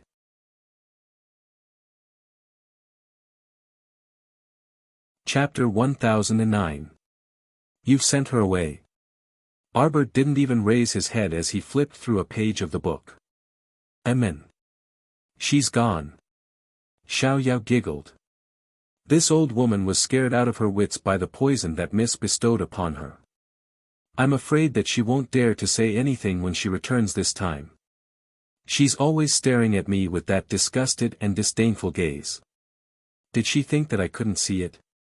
Arbor reached out to take the medicine bottle that Xiao Yao handed over and expressionlessly said, "If she's still disobedient, then I'll let her slowly go blind. In any case, her eyes aren't that useful to her." Xiao Yao pursed her lips and chuckled. "That's right." Arbor didn't say anything else and leaned against the couch to continue flipping through the handwritten medical records that Long Chuyun had left behind. Long Chuyun had traveled to many places before. Not only was she skilled in pill refinement, she was also proficient in toxicology. She had learned a lot from reading her handwritten medical records and had benefited a lot. In the evening, Prince Mo came over. The moment he walked into Arbor's Nanju Garden's small courtyard, he huffed angrily as he lifted his robes and sat down beside her couch. "Lord Father is simply too much. To be able to make you this angry, it must be your old man who's muddle-headed again." Arbor put down a handwritten poison manual and glanced at Prince Mo before handing him a small teacup. "Speak." Prince Mo took it, his eyes full of anger. "That muddle-headed old man. He was casually fooled by someone and his heart softened again. Arbor straightened up and looked at him curiously. Could it be Young-hee? She was released from the cold palace again. The great king definitely loved Young-hee. With how much the great king had doted on Young-hee over the years, if the crown prince told her that the great king had released Young-hee again, she wouldn't be too surprised. Not really. Mo Lien held Arbor's little hand and squeezed it gently, but it's not far off. It turned out that for some unknown reason, the great king had coincidentally passed by the back door of Chonghua Palace and happened to see Young-hee dressed in plain white sitting under a withered old tree. She held a brush and was scribbling something with a pious expression. It was said that the great king was mesmerized by the scene. Young-hee was mesmerized by it. She wanted to show off her filial piety. Young-hee's gentle and beautiful white figure entered the great king's heart again. The great king quietly got out of the carriage and went over to take a peek.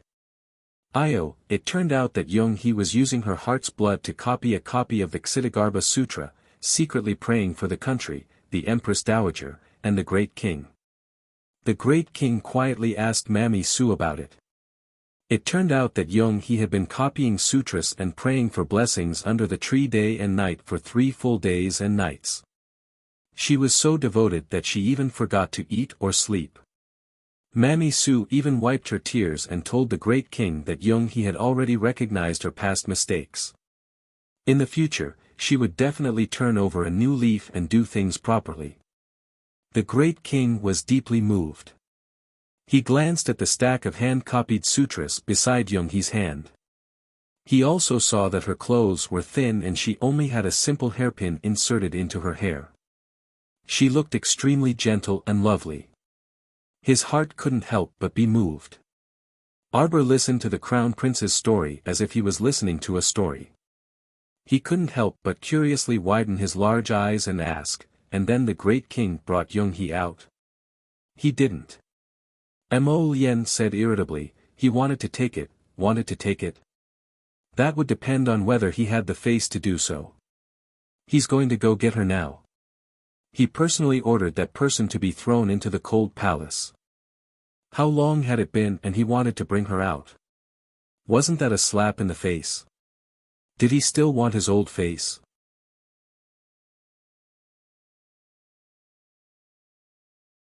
Chapter 10:10. The little fellow gazed at him with sparkling eyes, and she reached out to touch his displeased handsome face. The crown prince was startled, and then he laughed heartily as he plucked this little fellow onto his lap and rubbed her in passing, returning the favor. Xiao Yao happened to be stepping into the room at this moment, and she couldn't help but purse her lips in amusement when she saw this scene. She immediately tactfully turned around and retreated out the door. All right, there's no need to stand here. Go do your own things.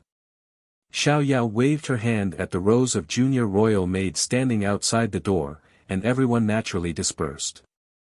Mo Lien hugged the little person in her arms and reached out to peel pine nuts for her to feed. Has there been any movement from that Xiang Yuanyuan in your court recently? Someone came to find her the night before and gave her a small brocade box containing pills. Arbor propped up his small chin with one hand as he ate intermittently.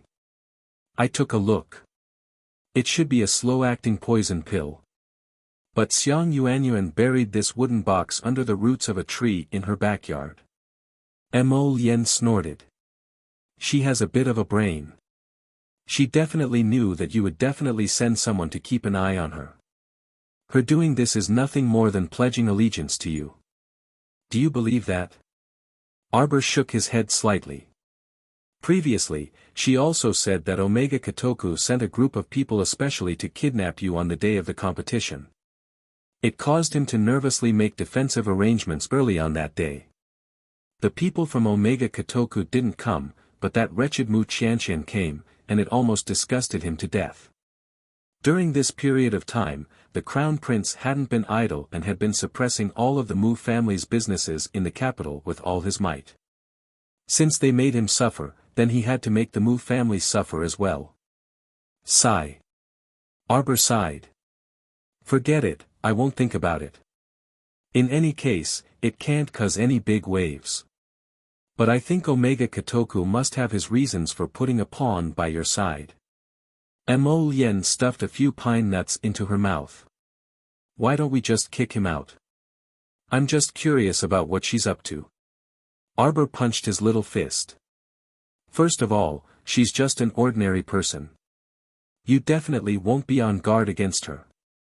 Secondly, she escaped from the Qin estate in the middle of the night and sold you a piece of information. Or was it the poison that he received as a gift from the Qin estate's guards, but was unwilling to use it on you? All these things are conveying the same message to you, to show you their loyalty. It's good that you're curious. Omega Kotoku knows that you're curious and wants you to keep her in the mansion. Prince Mo raised his eyebrows and narrowed his eyes.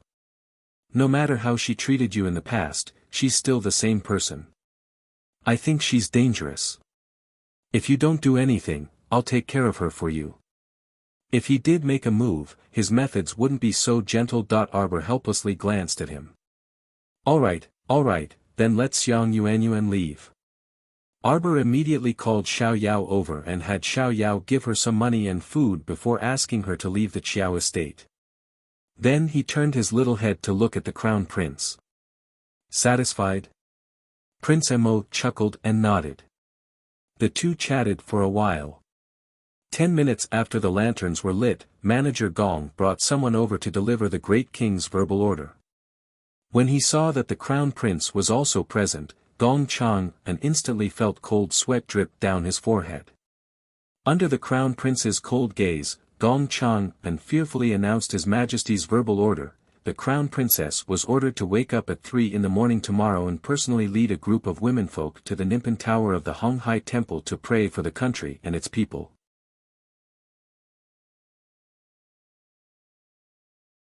Chapter 10-11. Omega Kotoku's brush-wielding hand paused for a moment, and he asked without even raising his head, chased out? Yes. A man around 27 or 28 years old stood in front of Omega Kotoku's desk with his head bowed, holding his breath as he waited for the second young master's rage. However, the second young master didn't get angry, but only nodded indifferently. I miscalculated. I didn't expect that she wasn't the least bit curious and didn't keep her. What a heartless fellow. How could young master miscalculate? Wang Chung raised his head and frowned. Our people delivered a secret poison pill to Xiang Yuanyuan the day before yesterday. Until today, eldest Miss Qiao hasn't made any moves, and she doesn't have the slightest intention of chasing her away. Presumably, she's a little curious. Oh.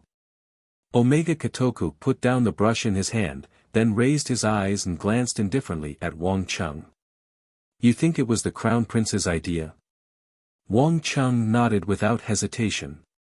According to this subordinate's investigation, the Crown Prince arrived at the Marquis of Jiayuan's estate this evening. Before the lanterns were lit, Miss Qiao sent someone to deliver some soft travel expenses and sent Xiang Yuanyuan away.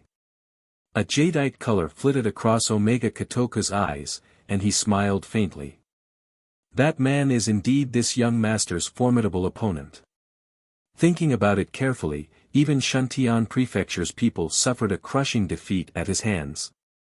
I'm afraid that no one in the lower star domain can take care of him.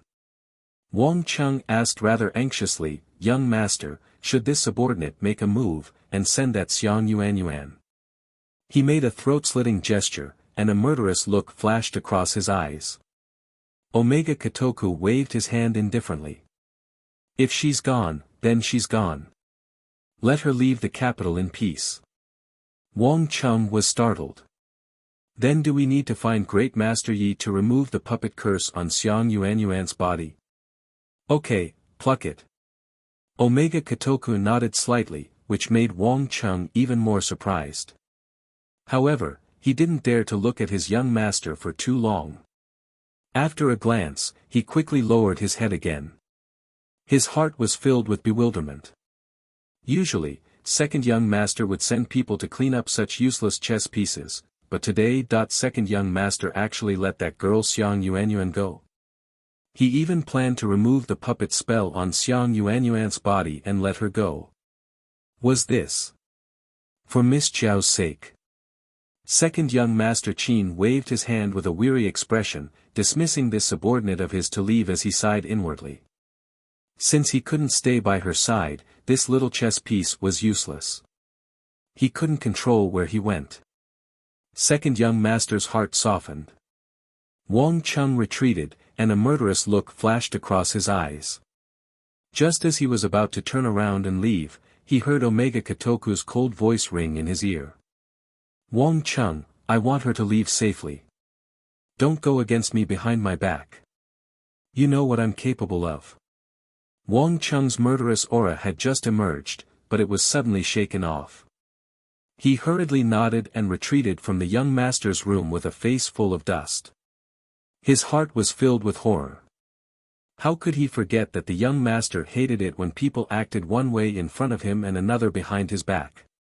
A moment later, several men in short green robes appeared beside Wang Chung and bowed. Go and ask Great Master Yi to remove the curse on Miss Xiang's body. You guys escort Miss Xiang out of the capital. Don't make any mistakes. Yes. The subordinates immediately dispersed and left to carry out their orders.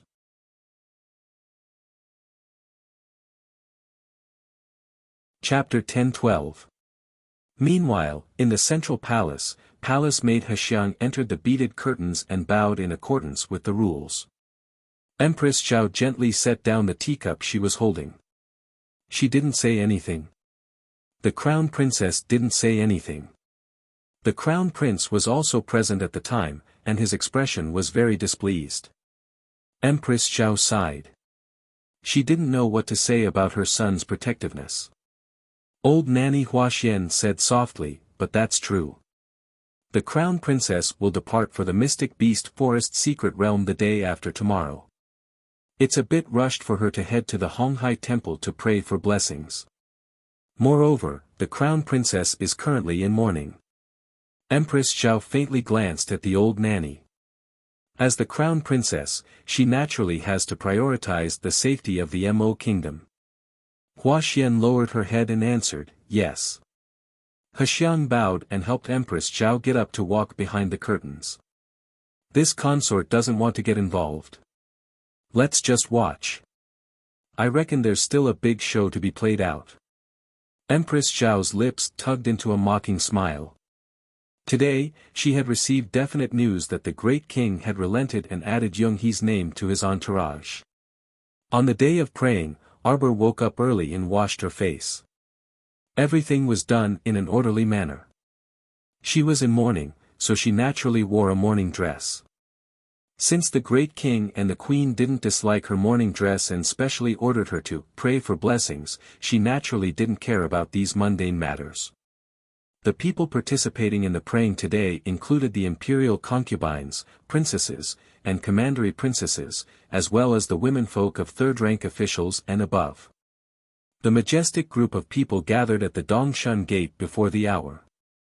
They quietly waited for the crown princess's carriage to arrive before heading to the Honghai Temple together. Nimpin Tower was said to be the guardian pagoda of the kingdom because a monk once saved the late king's life. From then on, the many monks of the Honghai Temple had a meteoric rise. Not only did the Honghai Temple become the Mo Kingdom's national temple, the Nimpin Tower within it was also given the title of National Pagoda. It was said that it could protect the safety of the country. If one went to the Nimpin Tower to burn incense, they would get whatever they prayed for. The rumors were quite realistic. The entire pagoda had 9 floors, and it stood high above the Fu Mountain near the northern city gate. There was a saying that the Fu Mountain was 10,000 zhang tall and the mountain range was stacked with emerald green. Arbor got off the carriage and saw from afar that the abbot of the Honghai Temple was leading a group of people to greet them at the entrance. Greetings, Crown Princess. The abbot of the Honghai Temple looked to be in his 70s, but it was said that he was over 100 years old. Arbor nodded. Grandmaster, you don't have to be so courteous. If you're ready, let's start. Praying for blessings was just a process. After leading a group of women to pray and burn incense, she had to sweep the Nimpan Tower to show her sincerity. Of course, she didn't have to sweep from top to bottom. She just had to go in and show her sincerity. If this process went smoothly, they would probably be able to eat and rest by noon. By evening, they would be able to go home. But if it didn't go smoothly, a cold light flashed through Arbor's eyes. She didn't mind spilling blood on the spot. Apart from the crown princess, consort Cheng, Lu Fei, and imperial concubine Lin were the most respected people in this group. More than half of the women were ordinary people, and half of them were old. They were used to living like princes, so it was a bit unbearable for them to kneel and offer incense under the gradually rising sun. Arbor didn't look sideways. She only glanced at her mother and sister. You're tuning into the Han Li's Wuxia Adventures YouTube channel. We're so grateful for your support, and don't forget to subscribe to join us on this incredible journey through captivating stories. Your generosity through donations truly makes a world of difference, as it's the primary source of revenue that allows me to expand and enhance this channel for you. Thank you from the bottom of my heart for being a part of this adventure.